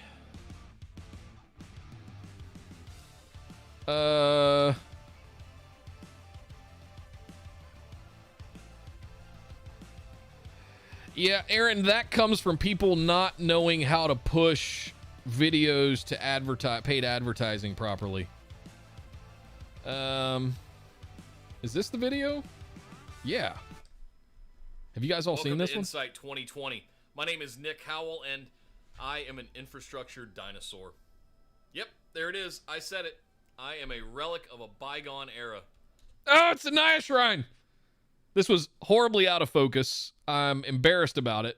I was using an older camera, my old Nikon D7100. It's about 9 years old now, I think. I got it in 2014, I think. 2013. Fall of 2013. But really good piece of glass on it. It was just, I shoot with it, so it's manual focus. And I thought I had it dialed in, but I didn't. But it took me a while to accept. And I just didn't want to reshoot the whole thing. So I was like, it's good. It's better than a recorded Zoom. But I really battled with myself about whether to submit this or not. Accept that fact, but doing so has allowed me to. So anyway, I'm curious. You might have also heard the synthwave stream beats in the background. I'm curious if I can put that up on YouTube. I need to find out. Because they obviously haven't. So YouTube, guys. There wasn't much in there that he told me that the trailers thing was a new learn. I didn't know about that. The other thing that I'll share that he didn't go over was that you can set up, you can kind of so when you enable live streaming on a YouTube channel, it gives you this upcoming sort of default. And if you set this video up a certain way, and I found out that when I came back, it set up a second one. So the one that you see up here that's live now was done with the new graphics and everything. I don't know. I don't know if I can delete this one. I think there's a stream key in Studio for each one of these. So you can, the cool thing about YouTube is that you can have all kinds of different shows. You have a complete broadcast studio at your disposal. I'm not kidding. I can set up, if I had, let's say, 5 different types of shows that I did a week from one channel, I could have a unique stream key and a unique pre-staged studio, if you will, for each one of those shows for within that greater slate of content, which is cool. I'm hoping to take advantage of some of that stuff over the next year. Got some plans, right? So the idea here, like, created in April of 2017. Like, that's when I really started looking into this. I really steered it. You guys remember I was on sabbatical at the time, right? And I told myself I was going to launch Orbital Jigsaw and I was going to focus on doing DatacenterDude stuff. I think I even went to a tech field day as a, delegate during this time. And I knew I needed stuff for the channel. So I started making some videos. I set up a whole thing in my apartment. It never went anywhere. Hindsight's 2020. Wish I would have focused on it. Wish I would have started streaming then. Man, it would have been, things would have gone a lot faster back then than they did in the last 2 years. So anyway, it's pretty cool. You can go, can I show you guys this? Let me think. What happens if I click that? Okay, cool. So you guys can see what I'm seeing now. Oh, it hit it. Damn it. There we go. So you can have a drop down with whichever stream keys you want. You can manage them. You can keep them individual. You can change your latency here, all of that stuff, right? Like he was saying, unlist the live replays. You can set it to auto start and auto end. So what that is like when the feed stops from OBS, it'll automatically stop the stream. Otherwise, you have to click a big red button that shows up here, which I never knew about that. I always used to start OBS, make sure it looked all right, and then hit start stream. It kind of works if you want like a green room of sorts where you can pre-stage your content. You can make sure the audio's right. You can check things on your phone, all that stuff before you go live, right? So, for example, if I show you this screen where I'm actually live right now, I've got a big old end stream button right there. If I clicked that, it doesn't matter that OBS is running. It would just end the stream, and it would show you guys that the stream had ended. So it's cool. I really like YouTube. The granularity comes with the consequence of complexity. So you have to balance it out, right? I prefer complexity and granularity over simplicity and lack of features and functionality. That's just me. I'm an engineer, though. I want all the knobs and the widgets and the stuff, right? When necessary. When I can just pay. If you don't want any of that stuff, go pay for StreamYard. And you're done. Set it up once and you're done. You can just do it all. You don't even need OBS. You can just do it right there in the.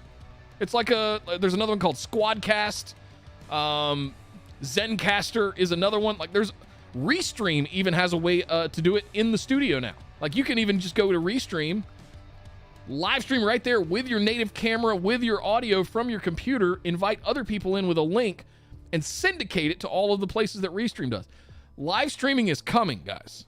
Just like podcasting started in 2003, started to get into some of the stuff in about 10 years later in 2012, 2013, but you didn't see critical mass of podcasting until about 2016 to 2018. It's one of the reasons I invested in it so heavily. So it's coming. It's coming fast. It's coming a lot faster than I think. It's going to catch people off guard. The beauty of YouTube is that we don't have to explain what Twitch is to people anymore, right? That's one of the, plus it consolidates all your content, plus it gives you a full broadcast studio with complete control of everything, plus. If they can fix some of the UX for the viewers, Twitch becomes irrelevant. Overnight. If you guys were signed up for YouTube Premium and you could give a free sub, if they lowered the barrier of entry a little bit, not much, maybe keep 1,000 subs, but maybe bring it down to 2,000 watch hours instead of 4,000. It's not quite partner status on Twitch, but it's still very difficult to hit. You have to show that you're there to create content. And I like that kind of gatekeeping, but I also don't. I understand it from an accounting perspective when everybody used to be able to monetize if you had 150 subscribers or whatever it was. You liked that Twitch could be almost full screen and still have chat on the right? Totally. And that, I think Harris called that out in another video that went up. Like they've definitely got some things. Did he put that up today? I watched that one earlier today that was like 8 things YouTube should add right away. And one of them was like the free gift, the free sub, or the free membership for YouTube Premium members akin to Twitch Prime. If Amazon Prime went away, I think this is the point he made. If Amazon Prime went away, Twitch would implode. Because the Twitch Prime subs would go away. One of the other points that he made was like on the streams, if you've got a big monitor or a widescreen monitor, you're getting black bars on the side. Can we not right size the streams so that the videos in theater mode, the videos are take up and then the chat still shows up on the right? Why shove it down underneath with the recommendations? And if you're like me and you've got browser plugins, like I'm seeing, like I've got TubeBuddy, paid premium TubeBuddy, so I'm seeing all the tags he's using. I'm seeing all the metrics and all of that stuff, right? So I'm even further not seeing the chat because all this dominates it. So all this gets pushed down. So I don't know. YouTube is really close to making Twitch irrelevant. It's close. It's not far. Another year's worth of development, and they could make Twitch irrelevant. So I applaud them, though. The developments and the advances that they've made in the last 12 to 18 months are massive. The things that they didn't have were the things that drove me to Twitch in the first place. And it was the user experience, it was the viewing experience. Now, some of that stuff is on me to drive viewership to the channel to get monetized in order to unlock a lot of that stuff, similar to how I had to get to affiliate status on Twitch to unlock those things. So you'd love the YouTube Premium? Absolutely. Like, if you still don't have YouTube if you work in tech and you have $10 a month of disposable income, put it into YouTube Premium. Like, I don't really even Google for stuff anymore.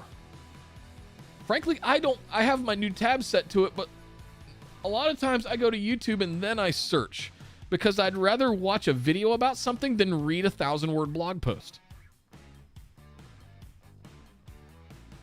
So I'm at this point where if you don't have YouTube Premium yet, go get YouTube Premium, because it's huge. It's absolutely huge. Anyway, what else did I want to talk about today? We got about 20 minutes here. I had one more thing I wanted to talk about. We ate lunch. I don't know. We have to redo the alert boxes because the subs are gone, the bits are gone. I guess we could do new subscriber. That makes me curious if the Brave Pack streams files alerts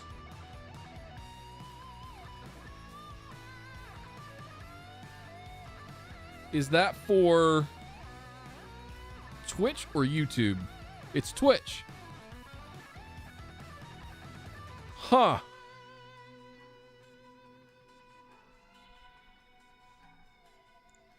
Were there animated alerts? Animated alerts. Subscriber. It's still Twitch. Unfortunately, no. Not that I'm aware of.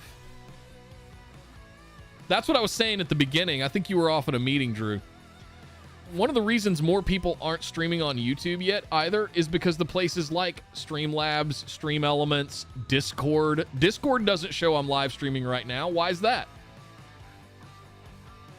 Because they don't have support for you. Because you can only do stuff in Discord if you're on a monetized partnered channel. Right?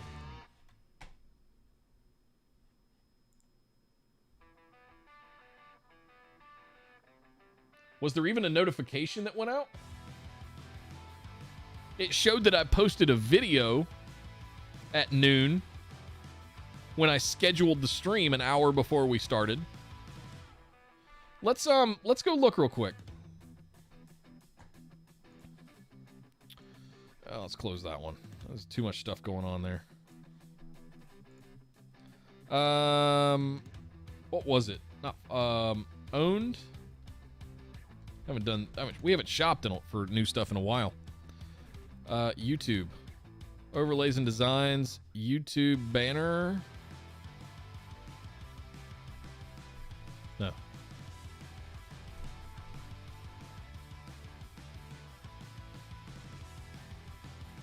Animated Twitch alerts, animated Twitch alerts, Twitch alerts, Twitch alerts, Twitch alerts. There needs to be YouTube live stream alerts, graphics, animations, live stream animated alerts. Who's got this stuff for YouTube? We might have to commission somebody, guys.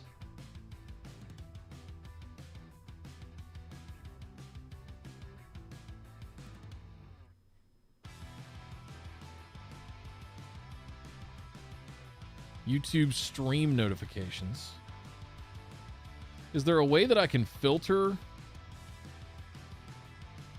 Make your own.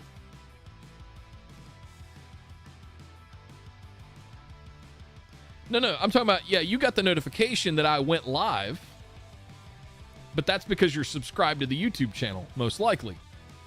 And you've got your alerts enabled with the little bell. I'm talking about when someone subscribes to the channel while I'm live, or when we get monetized eventually, someone joins, the little join button that'll show up down there underneath, next to subscribe. It'll pop up an alert, a little pop-up that says so-and-so has joined the, we got to give ourselves a name over here too. What's the other one? Super chats. Right, there's got to be some alerts somewhere. Like, who's got YouTube animated alerts? YouTube overlays and alerts for live streamers.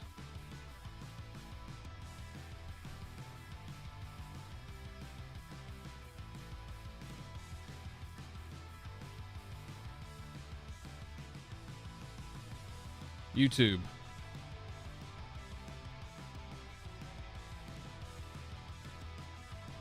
God, I don't want to have to change all this shit again. That's really cool. Vibrance.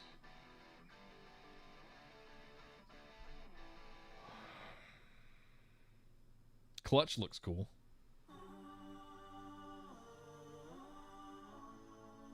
Works with.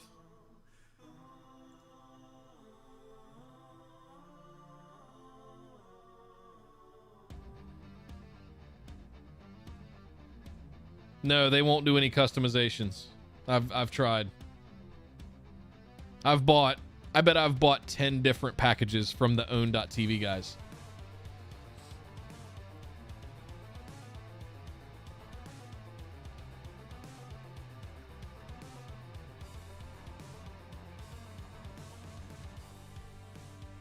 Yeah, nobody cares about Streamlabs.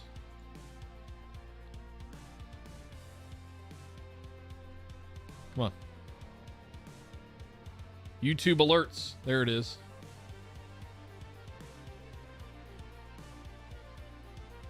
They're showing Twitch alerts. It's cool that they can come right in and import them directly though to Stream Elements. That's kind of cool looking. But they're just, all they're doing is showing, I mean, Twitch has obviously got a stranglehold right now on live streaming.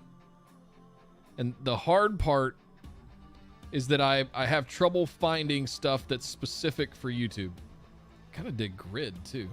Mixer.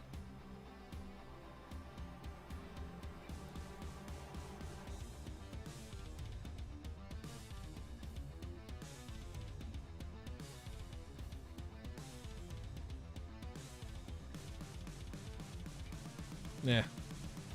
I mean, this is something we're gonna have to figure out. It might come down to that's kind of cool looking.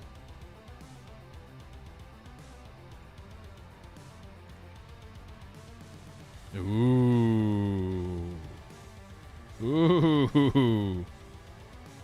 Show me that you have something. Oh, that was it? No. Show me that you have something for YouTube. All right, let's stop there. Sub, tip, top tip. Sub, tip, top, cheer. Cheer.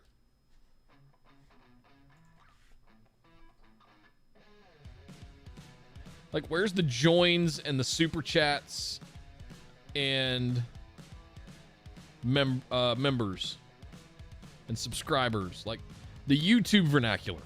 That's what we need to find. We need to find something that's got the alerts. Like, this stuff is, they're just showing me the package. They're not showing me. I'm trying to find.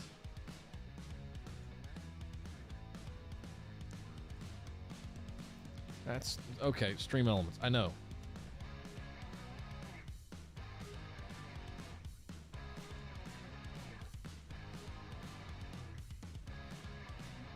So we may have to commission somebody. Just find somebody that we like and just get some made. But they're going to be like boilerplate stuff with crazy chibi emoji goofiness on it. What I need to find, do I have the graphics?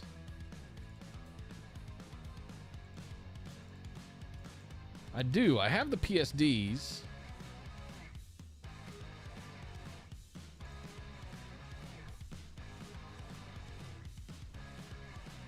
Hey now. Hey now.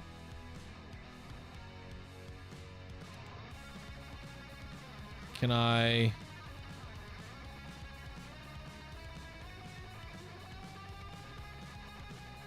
There it is.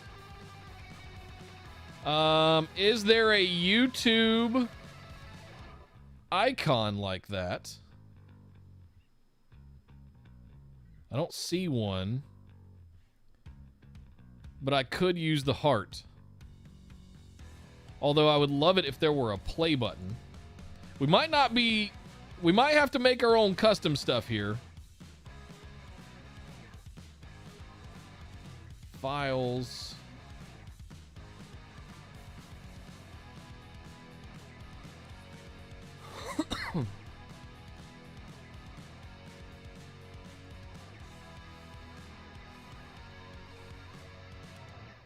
Yeah, no YouTube. Maybe it's on the Twitch header. Twitch profile. Twitch profile banner. PSD.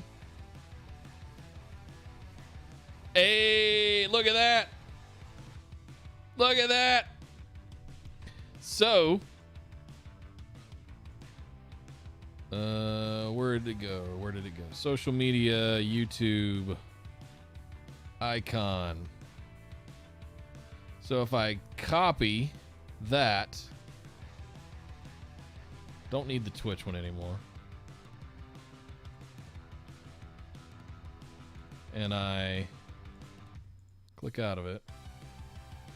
Can I paste just that? I can, you guys.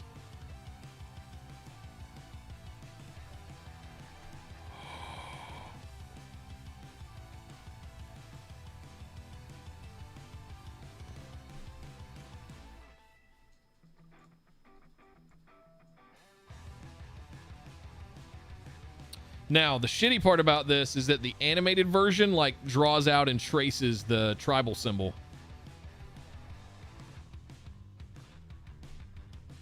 But I could do that. I've got one that we could animate on our own with Stream Elements. Right? And I mean, we could get rid of the... Like, if you look at the animated alerts... subscriber. See all the outlines and everything? Like, and I asked them, they won't give me the source files for After Effects or any of that kind of stuff either. So, we're kind of stuck. We're kind of stuck. We might just have to make our own. Shows have packages specific YouTube. Yeah, they show that, but where?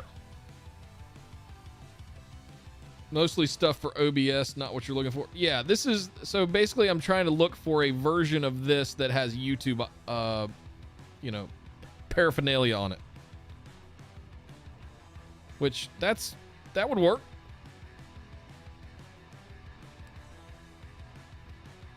They give you the PSD so you can do this stuff, right? It's just a question of... I kind of want something cooler. I kind of want something that's actually animated. It's got a sound effect to go with it, you know. Which we can... That's all done with Stream Elements. But having something that would be animated... Look at all the different, like, designs. Like, don't sleep on that. All the symbols are different for each one. Like...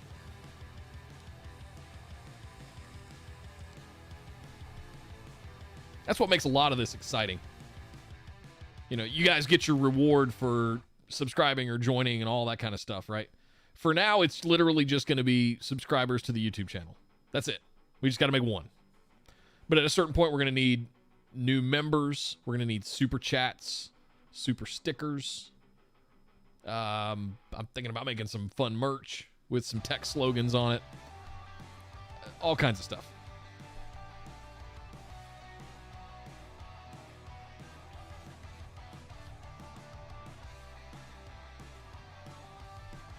So, it's doable.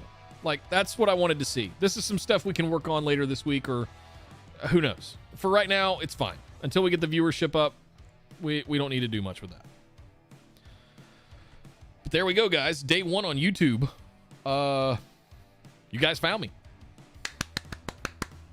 You guys found me. And hopefully, like, with more people seeing the videos, they're going to get notifications as well because they're subscribing to the YouTube channel for the videos. They're going to start seeing the streams. Hopefully we get some more folks from NetApp, from partners, from customers and end users. Like, let's get some more people in here.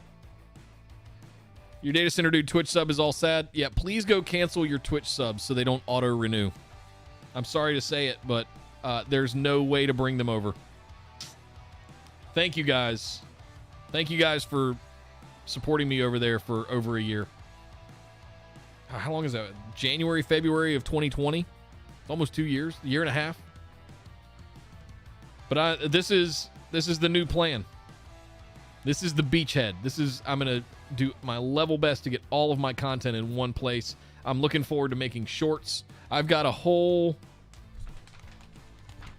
list. Anything else like subs for you? Not yet, Wences. Nice to see you, man. Soon. Gotta hit the monetization goals. Where is it? Studio. I'll show you guys what it is. There you go. So that's how we're doing right now. The subscribers are there. We can get that to 1,000 pretty easily. Like, I could probably send out one email internally and get to 1,000 subscribers. It's the watch hours. So even with the big videos having a lot of success, and the live streams here are going to help. Doing this 2 hours 3 times a week is going to get the watch time up. Like, I'm not that worried. It's time to set up Patreon, guys. I'm not doing this for money.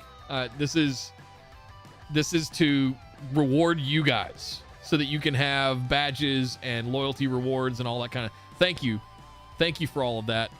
If go throw boosts into the Discord if you really want to throw money at something. It's one of those things where whoa, what? Oh, okay. Whew. I got an email notification that said it was from George, and I was just like, whoa, what? A little bit of a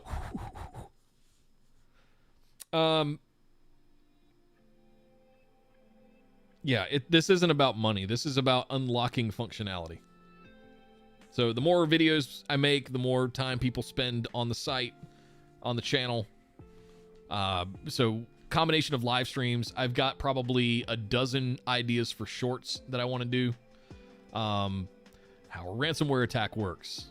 What DNS really means. Like little techie stuff like that. Enterprise tech stuff. Little stuff like that I want to start throwing into the channel here to just start driving eyes to the content. What's the difference between an EC2 instance and, or what's the difference between EFS and EBS? What's the difference between S3 and Azure Blob? Like, what's the, and Google Object for that matter? Like, how to back that shit up? Absolutely. That's absolutely what backup is. Why snapshots are not backups, but they're not backups. They're not backups, but they're not backups. They're recovery points, but they're not backups in the traditional nomenclature, right? Bite your tongue.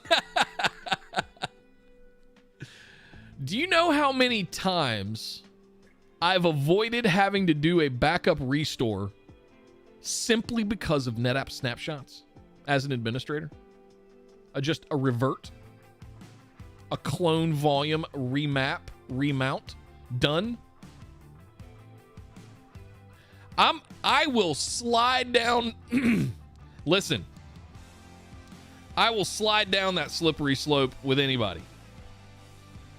You know why? Because I've sat in the seat. I've held the sticks. I've done it. I've done it. Do you know? Here's a concrete example. We took a company. My last job before I joined NetApp was a private company that went public. Rang the bell on the NASDAQ and everything. Part of that process was an 18-month audit of the books, IT processes. It was a healthcare company, so we had to pass HIPAA, we had to pass SOX, We had all kinds of stuff. Oh, hey, that needs to be updated. Does that still even work? Nope. Invalid invite. Hey, let's fix that real quick.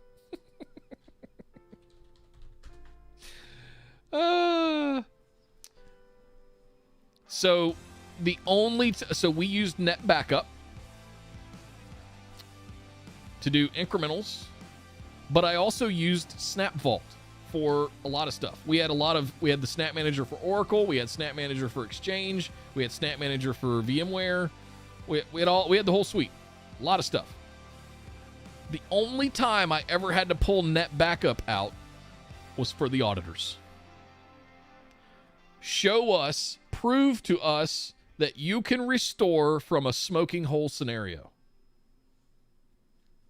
Right? I had to do that. I had to show that I could perform. And what they would do is we did daily backups, and they would give us, about every 3 months, they would come in and say, they would pick 5 dates and say, show us backup results and successful test restores.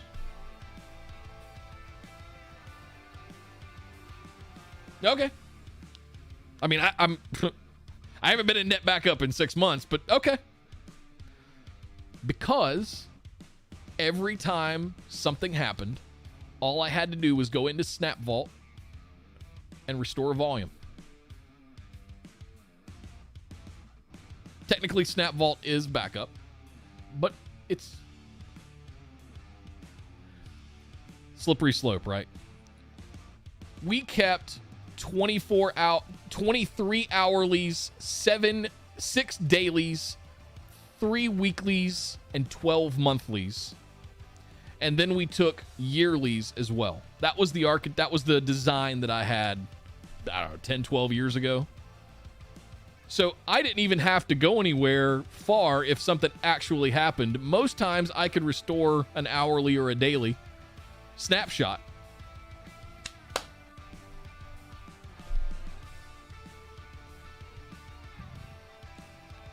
Snapshots are not backups. But they're not backups. It depends. Exactly, Wences. It depends. Absolutely. Let's fix the bot command real quick. Timers. Yeah, there we go. So save. Done. So now if we do bang Discord.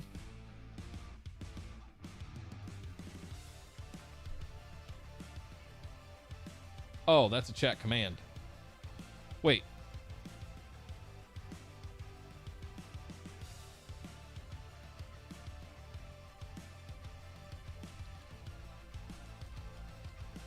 Whoa, what happened? God, this shows you how long ago, before Orbital Jigsaw, it was called the DatacenterDude Tech Community. Oh.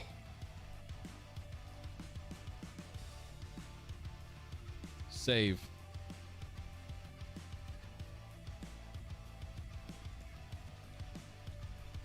Man, that took a long time to respond.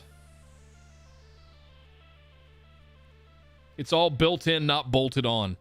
Ninja, that's probably one of the best ways I've heard it described in a long time.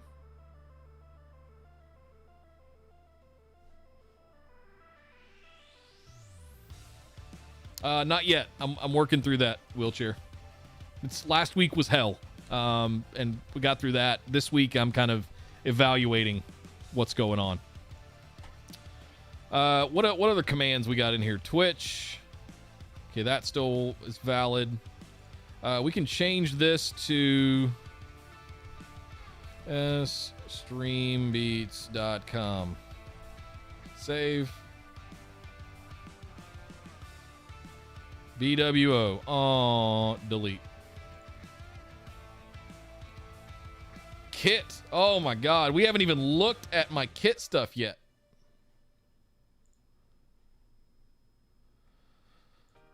Man, I gotta update all this stuff. Public cloud services.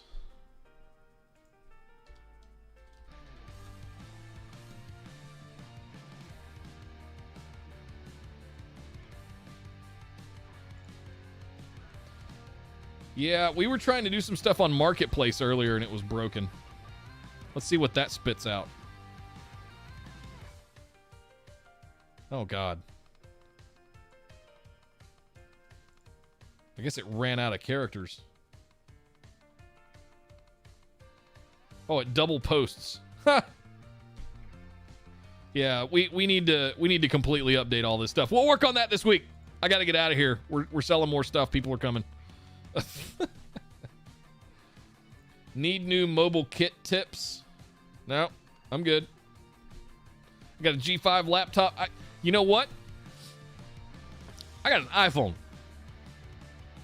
That's all you need. It's got a better camera than any front-facing laptop camera you're going to find, and it drives me nuts that people still insist on screaming at their laptop screen on Zoom calls. You got a 12 megapixel camera that'll shoot 4K in your pocket. And you're going to...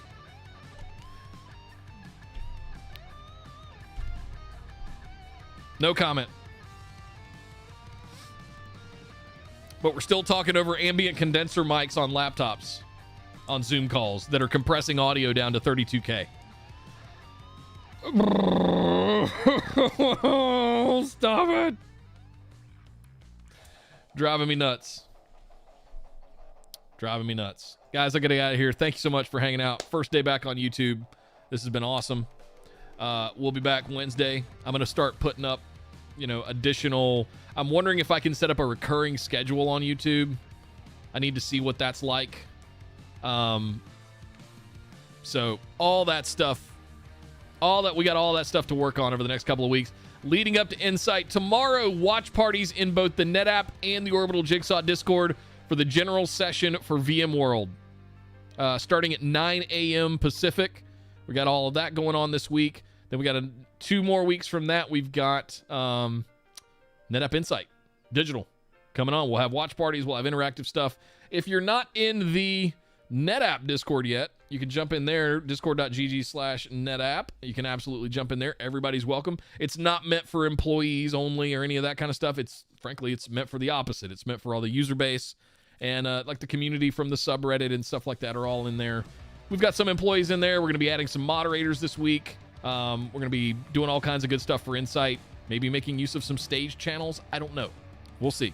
Good stuff. So make sure you get into the Discords. Have a good time. Chat with people about tech.